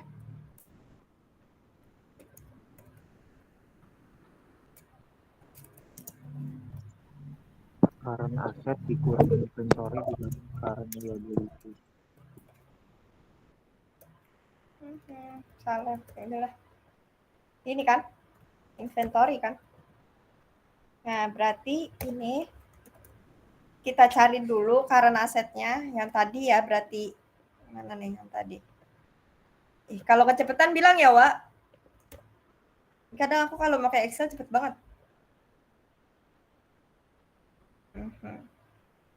Nah, ini nih. Aduh. Nih, persediaan lancar. Setir. Kita kurang. Nah, hasilnya berarti gini, udah biarin dulu. Current liability samain aja lah kayak ini. Nah, ada. THN. Terus ini M. Accounting. Turunin 0. Oke, udah. Ini berarti segini. Di itu ada ini nggak? Di Stockbit segini nggak?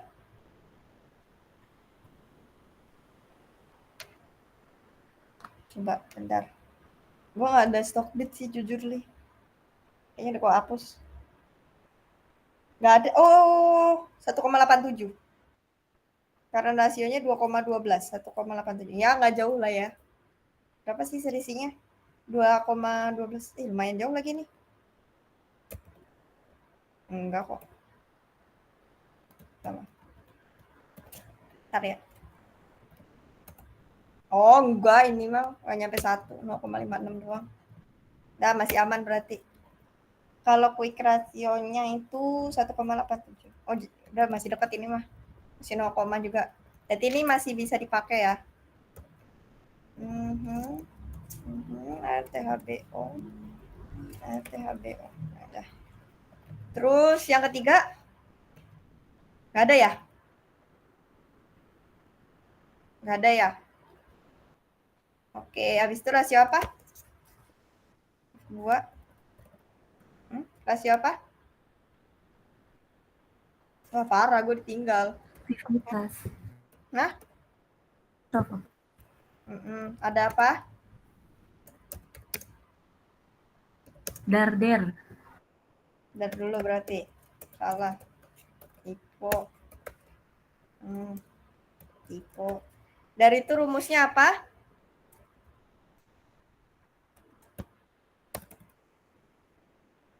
Guys.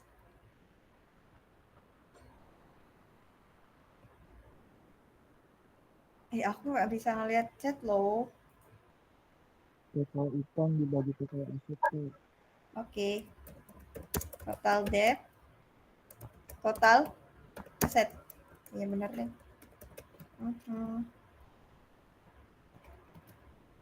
Ini aja. Berubah nggak ya tampilannya? Oh, berubah. Nah, total debt plus penilaian.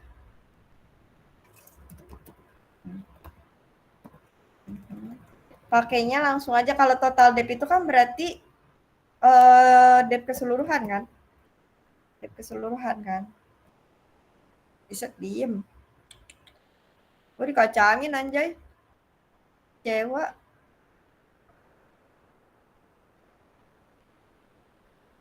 Nih. Nanti. Total aset. Guys, kalau kecepatan bilang, sumpah, bener. Gue cepet banget makanya. Nih. THM. Salah.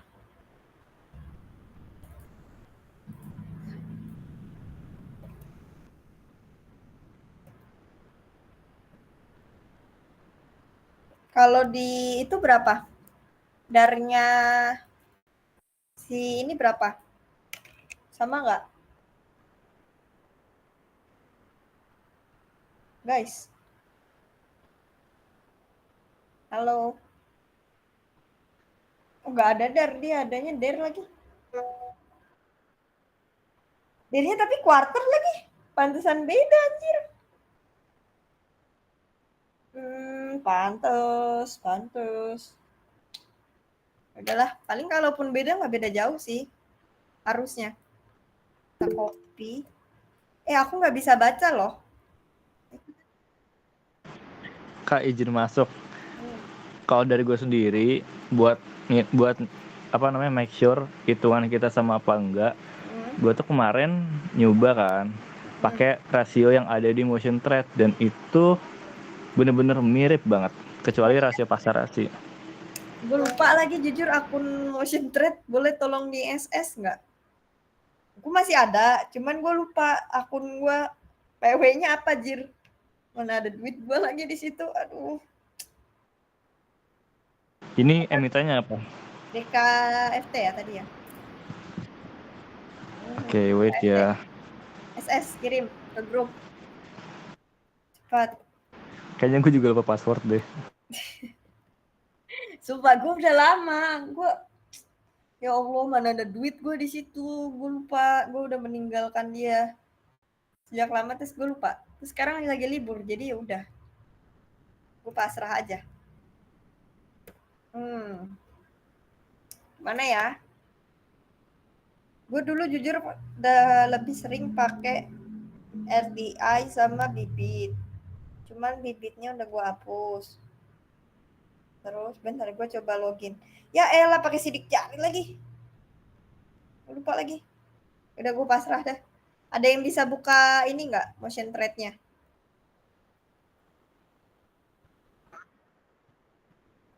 Nggak ada. Ya udahlah kita Bibit coba atau enggak stop bit dah. Ya udah kalau misalkan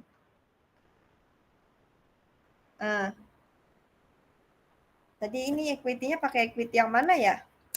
Solvabilitas. Enggak, ini gue lupa. Pokoknya, oh iya, bener-bener yang ini. Nanti kalau yang itu pakai yang atribusi ya. THN, pakai M. Ya, sekalian kalau melihat aku kecepatan bilang ya.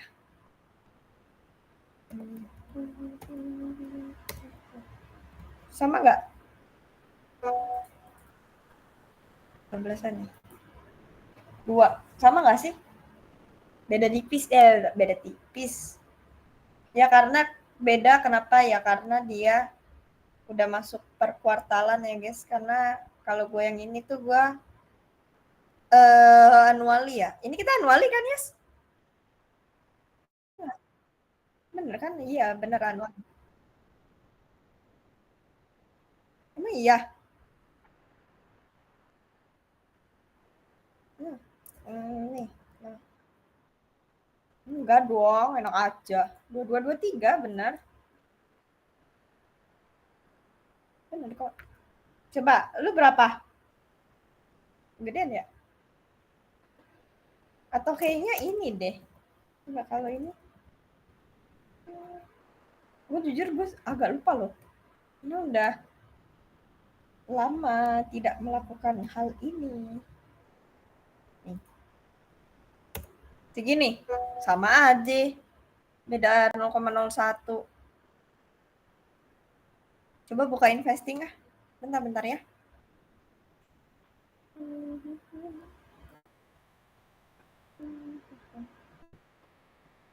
Ini apa sih tadi kita debt2. Debt2 tuh nama lainnya apa sih? Grow finance efficiency dividend. Hah?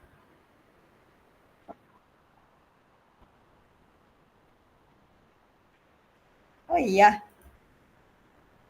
Berarti ini pakainya yang equity biasa atau equity yang ini? Bentar. Gue buka yang sebelumnya.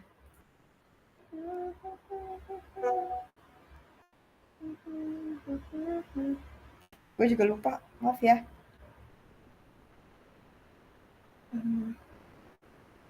Ini kita tadi dar ya. Dar ya. Coba ini. Ya elah. Gini amat. Nge-lag. Tadi guys, laptop gue nge-lag guys. Bentar.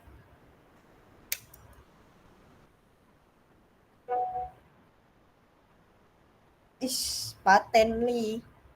Berarti pakainya nge-lag ya. Bentar. Oke, berarti pakainya yang ini ya guys. Apa sih namanya? Net income yang diatribusikan kepada pemilik. Ya, 849. Mana sih Dan?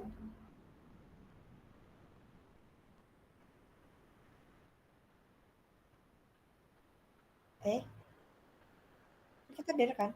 Oh iya, 1,99. Oh ini tahun lalunya, ya Allah gue lihat tahun lalunya, dan maaf. ROA-nya nih beda nih kayaknya. Iya. Oh iya deng. Maaf ya. Ya benar-benar. Ih sama loh. Ih kok gue jago ya ternyata ya. Nggak sia-sia. Tepuk tangan dulu dah po. Apresiasi ini gue udah lupa jujur sebenarnya. Nah, terus habis itu apa lagi guys?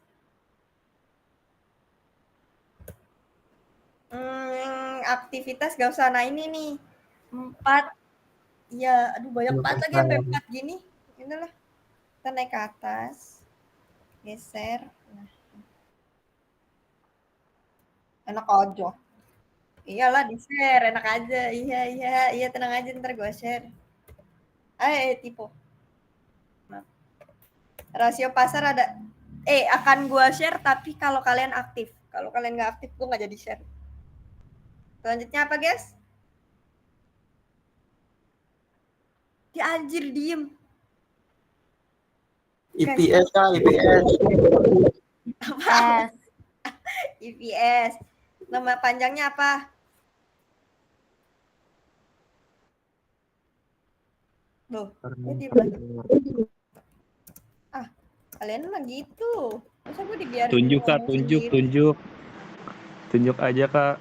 Enggak, gue nggak mau tunjuk kesadaran kalian dong. Masa harus dikit-dikit ditunjuk, Earning per share kak. Nah, thank you. Rumusnya itu laba bersih dibagi jumlah saham. Jumlah saham apa?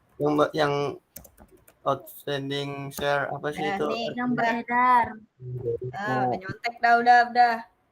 Laba bersih. Kita dulu. Kita cari jumlah saham beredar dulu. Nah, ini biar kita kasih tahu cara nyarinya gimana.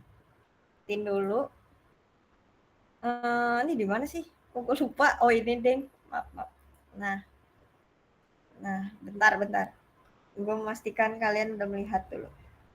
Gue sih yang lihat. Mana sih? Kok nggak ada sih? Gue lupa jir. Mana sih? Bentar ya. Ini ya kayaknya. Maaf ya guys, udah lama.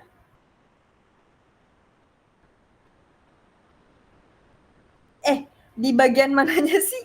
Nggak, yang dari investing tuh yang bagian mananya ya, guys? Gue lupa.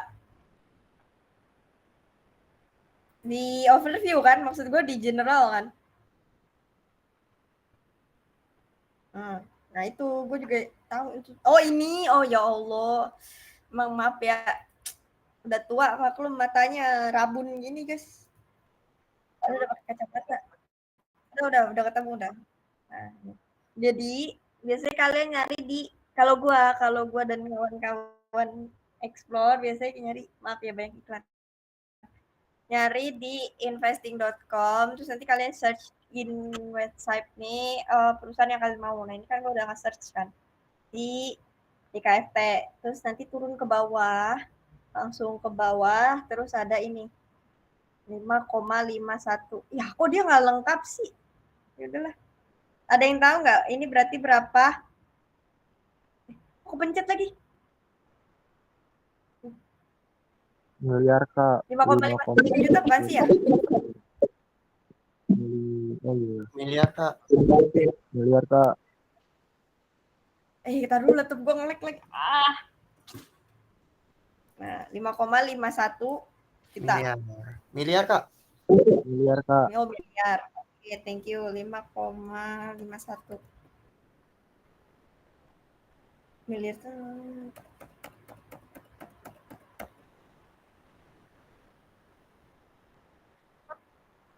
Oh iya. Oh iya, maaf ya, gue lupa. Kebiasaan. Gue pengen nge-share split layar, takut notif gue masuk semua ke kalian. Bahaya. Bukan. Chat khusus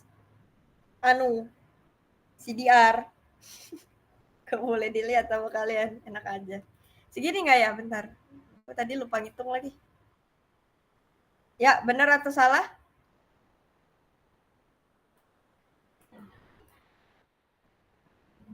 Dua, tiga, enam. Emang iya benar. Laba bersihnya. Ini kalau salah, ya udahlah ya. Hah? Benar, ya udah. Nyoh. Aduh, ya Allah, ini banyak banget notif, guys. Makanya tadi agak lama tunggu notifnya turun.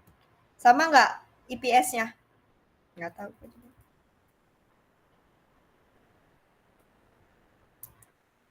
Guys, kok kalian diam sih? Udah dikirim Adam kan? Mampus, beda. Bedanya jauh banget lagi. Beda Kak. Bentar. Oh, sama aja sih. Kayaknya jumlah saham yang beredarnya nih. Masih gede banget. Dari mana ya? 4,94 anjir. 0,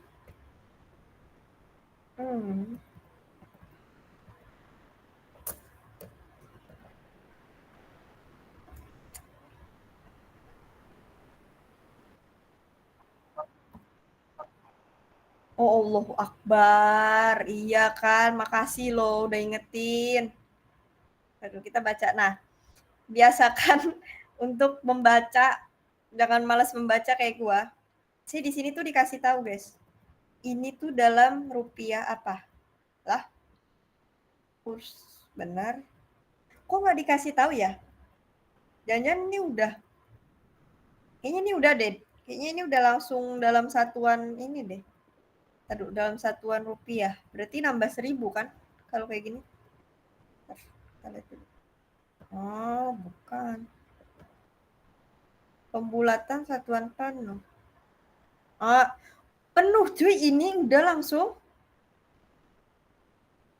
Nah, biasanya ya. Biasanya kalau di laporan keuangan tuh kayak gini. Biasanya. Tapi kalau udah begini, tadi begini kan?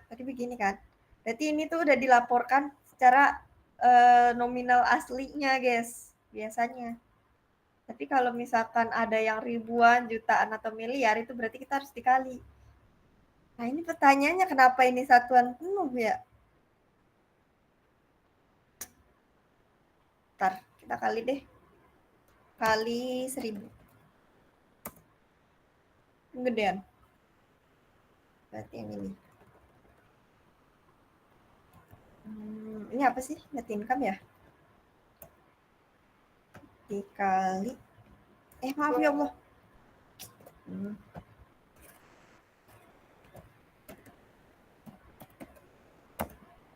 Sama nggak?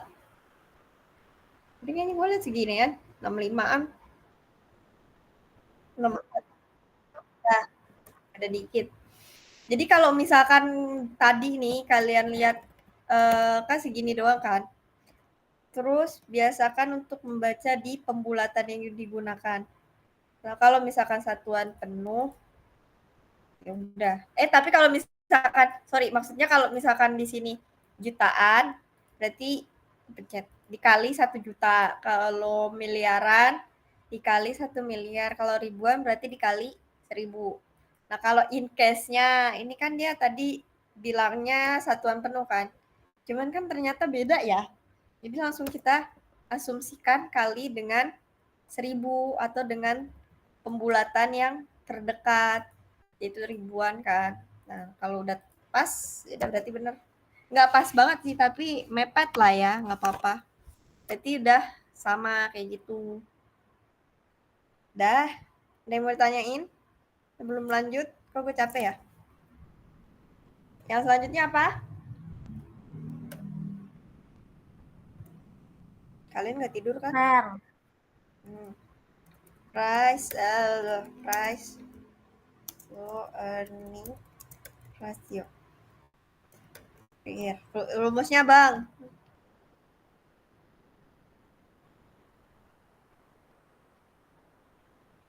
EPS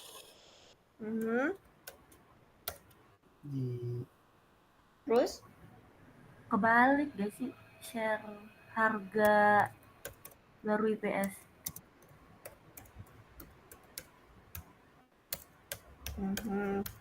Coba harga terakhir berapa? Lu malas ngecek. Nah, oh iya, yaudah deh, sekalian aja deh. Biasanya kan kalian bisa ngecek di... dulu, ini kita apa? Tahunan ya?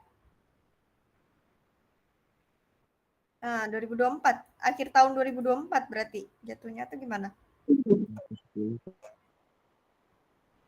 Iya kan? Nah, berarti harusnya lihat di historical. Wait.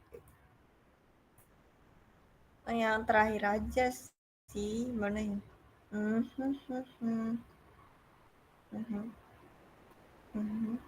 Di sini tuh historical data. Kok nggak mau kepencet sih? Cacat nih. Maaf ya. Kok nggak mau sih?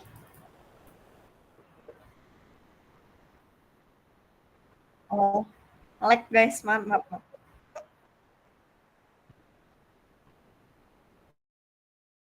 Daily-nya ganti ke monthly. Terus, ini kenapa? Jauh banget anjir. Jadi pakai 31 Desember 2024. Oh, ini. Pakainya, saya turun ya, Pak. Ini berarti ya? 210. Enggak. Harusnya 31. Maksudnya yang 31-nya loh. Bentar. Daily, benar. Maaf ya. Biasanya langsung pakai yang jauh amat. Bentar. 2024 Desember 31 nggak libur, bagus. 31 nggak libur. 2024 Desember 31 udah apply. Oh iya benar 210, benar. Nah, berarti kalau mau pakai yang monthly juga nggak apa-apa, yang nyari satuannya juga nggak apa-apa. Langsung aja lah ya. Ininya ini, dah bagi ini bagi ini, sama nggak? Kayaknya kurang lebih mirip ya tadi ya, kalau gue nggak salah dia 3154. Salah 3,82. Jauh lagi Tapi nggak jauh banget sih. 3,84. Kurangin dulu.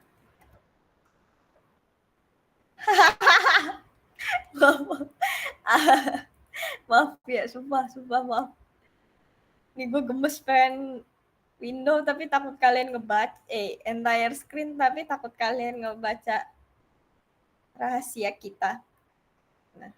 Nah jadi tadi kan share price-nya 210. Terus EPS-nya 66,4. Ini kenapa dia 3,82 kayaknya benar kenapa 3,84 gue tulis 3,82 mungkin aja dia pakai harga yang terbaru karena kan di sini kan 424 ya. Iya, kuartal 4 bisa aja dia pakai harga terbaru saat ini. Harga terbaru berapa? Boleh tolong dicek nggak? Gue harus pindah lagi. Hah?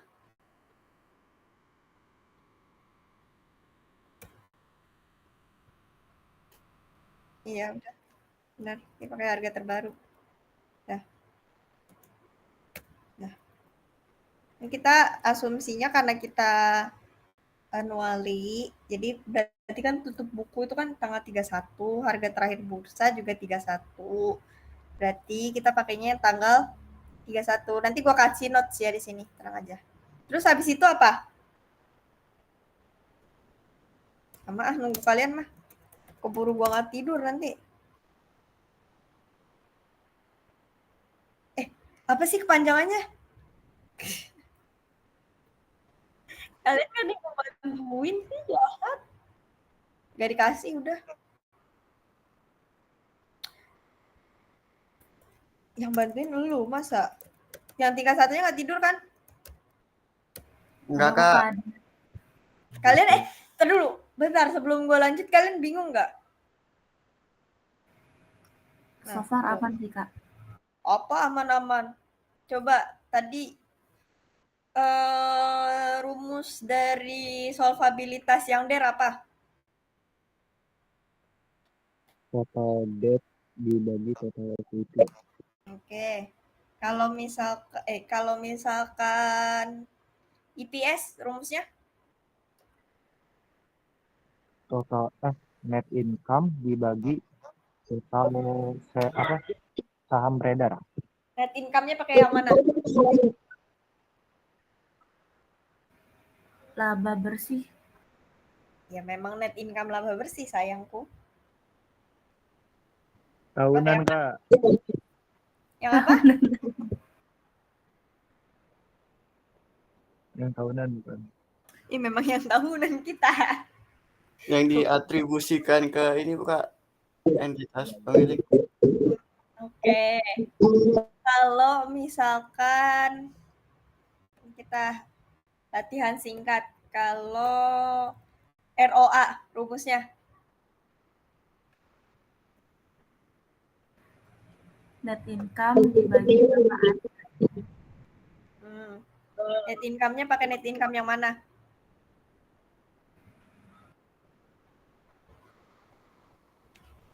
Yang ini Kak yang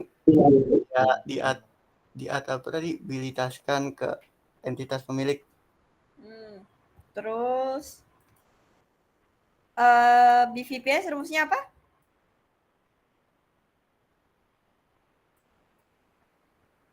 Apa Kak? BVPS.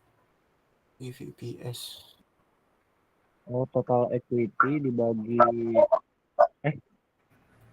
Total equity kurang saham preference dibagi sama si outstanding itu persen. Kok suaranya mendelep yo? Suaramu mendelep. Apa tadi boleh ulang? Oh, total equity dikurangi preference share dibagi total share outstanding. Oke. Gini PS tahu kan ya? Nggak usah di ini lagi. Ini aja deh. Langsung.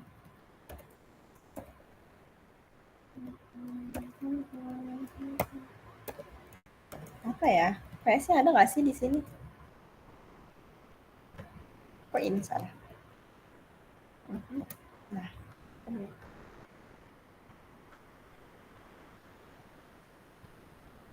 usaha. Oh nih dah.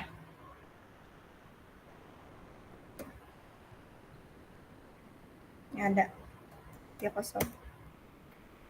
THM.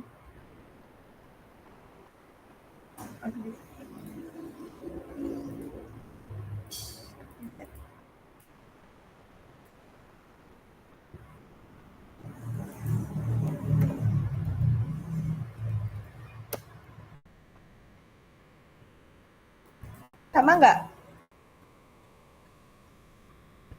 Coba yang dikirim sama Adam tadi di grup sama atau beda? Adanya PBV doang. Berarti langsung cari PBV-nya deh. PBV itu apa sih?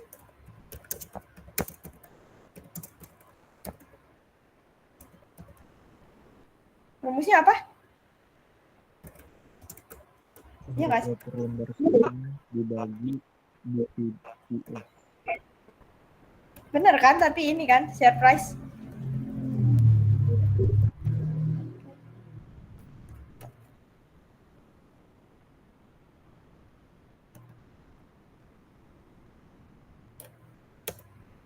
Itu 365.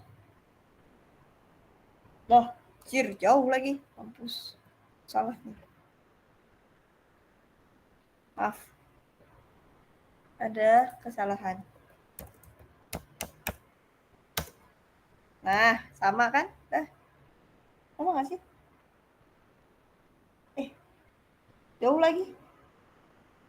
Coba ntar dulu. Kita hitung dulu. 1,4. 2,48. Kalau nggak jauh banget. Jauh nih. Nggak bisa. Berarti bentar. Karena ini jaring ini.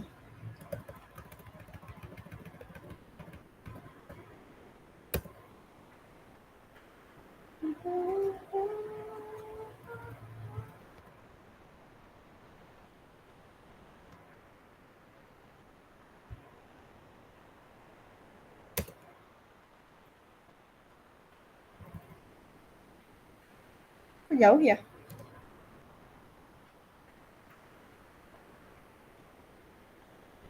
Jadi ini kita kali 1000 dulu kan.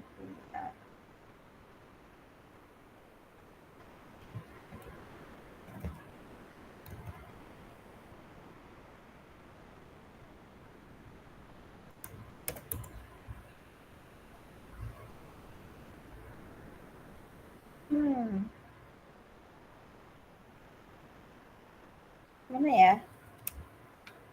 Bentar. Gua buka yang punya gua dulu. Sorry, gua lupa.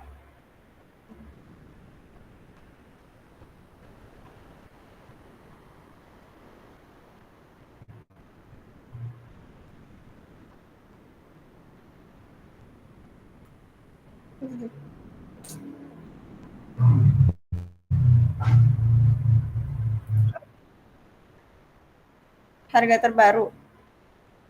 Harga terbaru berapa tadi? Ya elah, iya lagi anjir. Makasih. Dah. Berarti dah ya. Tahu kan kenapa beda?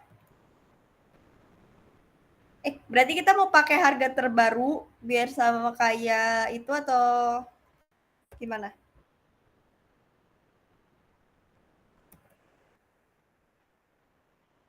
Udah. Oke, ini ya berarti ya. Udah ya. Nah, dari sini semua anjir, kok buka lagi. Ada yang mau ditanyain nggak teman-teman? Masalah rasio.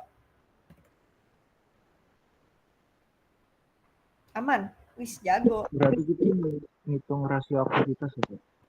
Gak usah, merepotin itu mah. Oke, kalian. Cukup paling kalau misalkan pas ngitung kulik, yang dipakai misalkan cuman ini, misal, terus ini 1, terus ini, sama sisanya yang ini wajib nih. Wajib 4-4-nya. Itu contoh ya. Contoh. Yang kalau cuma mau pakai DAR doang boleh, mau pakai quick ratio doang daripada current ratio boleh, mau pakai ROA atau ROI doang salah satunya aja boleh. Nggak harus semuanya. Gitu. Aman ya? Aman nih, bener. Yaudah kalau aman, bener kan? Kalian diem aja sih. Mau nanya, Kak. Ya, pinter. Apa? Tadi kan katanya kalau misalnya mau pilih aja salah satunya nggak apa-apa tuh kayak antara ROA doang atau ROE doang atau current ratio doang atau margin doang. Itu kita bisa tahu milih kapan harus milih ROA, kapan harus milih ROE itu kayak sesuaikan dengan sektornya kah atau ada pertimbangan hal lain? Coba mungkin dari Dias dan Adam dulu yang berpengalaman. Ngulik, gimana Yas, Adam? Kenapa? Boleh dari Dias dulu.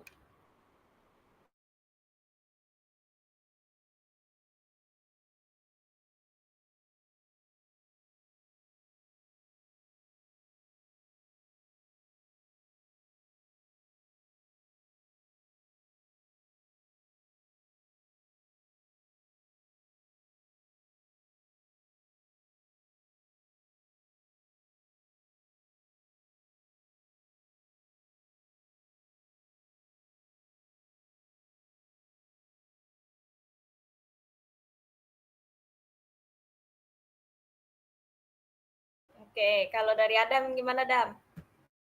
Maaf, boleh diulang nggak pertanyaannya? Ulang, Pak, ulang. Tadi itu kan kata Kak Diva kita bisa milih tuh antara ROA atau ROE, mau current ratio atau kita bisa milih lah pokoknya salah satu di antara rasio likuiditas dan rasio profitabilitas ini tuh. Nah, kapan kita harus memilih salah satu ini kayak harus di sektor ini itu kita harus pilih ROA kah atau gimana gitu, Kak? Kalau dari gue sendiri sebenarnya ROA ROE itu dan semua rasio yang ada di situ tuh itu rasio umum yang tiap sektor tuh pasti dipakai, tapi jelas angkanya bakal beda-beda. Jadi nggak apple to apple kalau mau bandingin perusahaan sektor energi sama perusahaan sektor konsumen, itu nggak apple to apple, sebenarnya umum aja. Dan kalau mau lebih detail lagi, misalnya di bank tuh ada rasio kredit macet, ada kasar rasio, ada CR rasio, tuh banyak. Pokoknya yang ini tuh yang paling umum dan pasti dipakai gitu. Menjawab nggak? Gimana Viva? Jadi kalau kata Kak Adam itu semuanya itu harus dipakai semua gitu, Kak. Nah, Dam, Kak Arif, Dam. Coba, ayo. Bisa dipakai semua, tapi tergantung dari kebutuhan analisisnya lagi. Ini kira-kira cukup nggak ya pakai segini doang gitu. Kalau ngerasa kurang cukup, itu bisa pakai tambahan analisis rasio lagi gitu. Mau nanya lagi, itu kita bisa tahu kapan cukup dan enggaknya itu dari mana, Kak? Sebenarnya nanti ini berkaitan loh sama tugas yang mau aku kasih ke kalian. Waduh. Jadi ini karena kalian dari tadi sebenarnya diem aja, dan menurut pemikiran gue kalian udah pasti paham. Kan gue udah ngitungin ya rasio-rasionya. Jadi langsung aja deh. Jadi gue minta kalian, nanti gue kirim ini, gue kirim, tenang aja, tenang. Kalian beri kesimpulan. Jadi kalian kasih misalnya contoh nih, kan di sini kan ROE-nya 43% kan. Nah, nanti kalian buat kesimpulan nih, bebas di sini ya. Apa bla bla bla bla bla. Terus kalau misal berarti perusahaannya apa? Nah, kalau dari situ kan kalian udah bisa nilai kan. Oke, kayak gini. Terus pas di ROA-nya kalian buat lagi kesimpulan.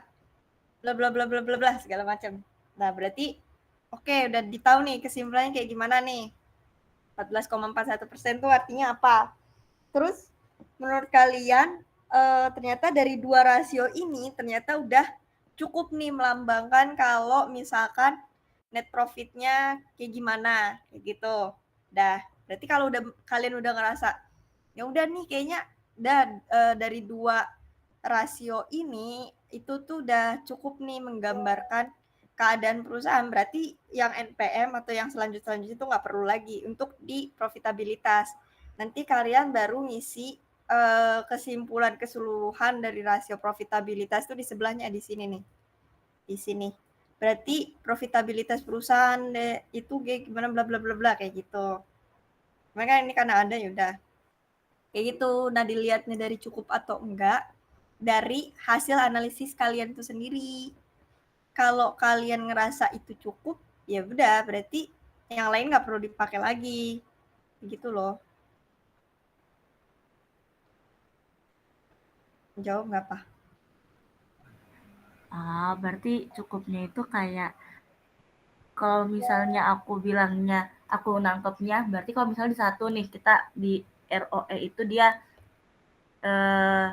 simpulannya itu si perusahaan ini tuh dia bagus mengituin labanya.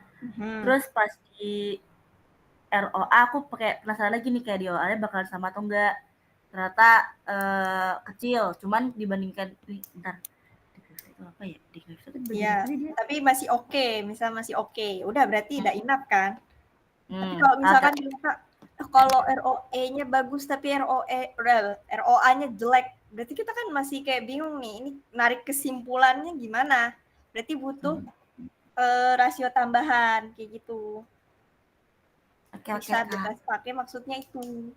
Tapi emang yang di sini itu yang paling umum kita pakai. Tapi kalau misalkan dari itu udah cukup, berarti yang lain nggak usah dipakai gitu. Aman ya? Oke, Kak. Oke. Makasih, Kak. Makasih, Kak Diva. Nah, sama-sama makasih Dias dan Adam yang sudah membantu menjawab. Nah, apa nih? Tadi gue ngomong apa ya? Oh iya, kalian keberatan nggak kalau gue minta kalian buat langsung ngasih tarik kesimpulan dari tiap rasio dan nanti setelah kalian narik rasio, misal dari rasio ROE, ROA, NPM, kalian buat lagi kesimpulan dari rasio profitabilitas perusahaan itu gimana? Keberatan nggak? Banget. Untuk deadline-nya kapan, Kak? Hari ini, malam ini? Enggak lah, gila aja lo. Males gue periksa. Enggak, gue nggak memberatkan kalian. Besok masih libur kan? Minggu dah. Enggak, enak aja seminggu. Enggak seminggu.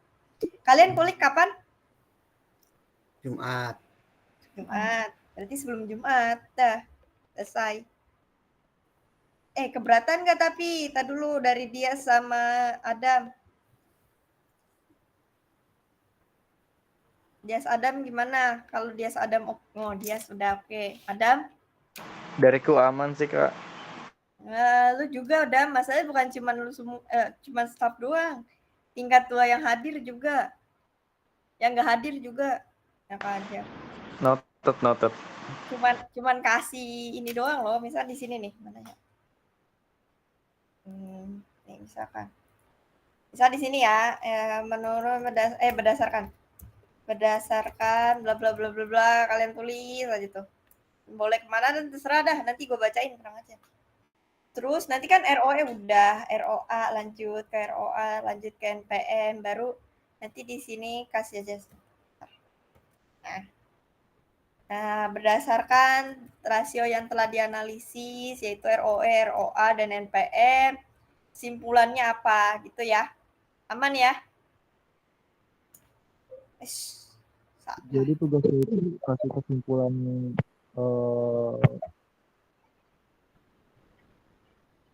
apa? Jadi tugasnya itu kasih kesimpulan dari apa rasio-rasio yang udah dibuat. Kalian nggak perlu hitung lagi, tapi kalian cuman ini aja, menarik kesimpulannya aja. Aman. Dari semuanya kan kayak semua rasio-rasionya yang udah dicari. Kan udah ada nih nilai-nilainya nih. Current rasionya 1,56 artinya apa? Kalian tulis aja nanti kayak ya current rasio di atas 1 current ratio perusahaan DKFT 1,56 menunjukkan bahwa bla bla bla bla bla bla gitu. Terserah lah mau pakai kayak gimana bahasa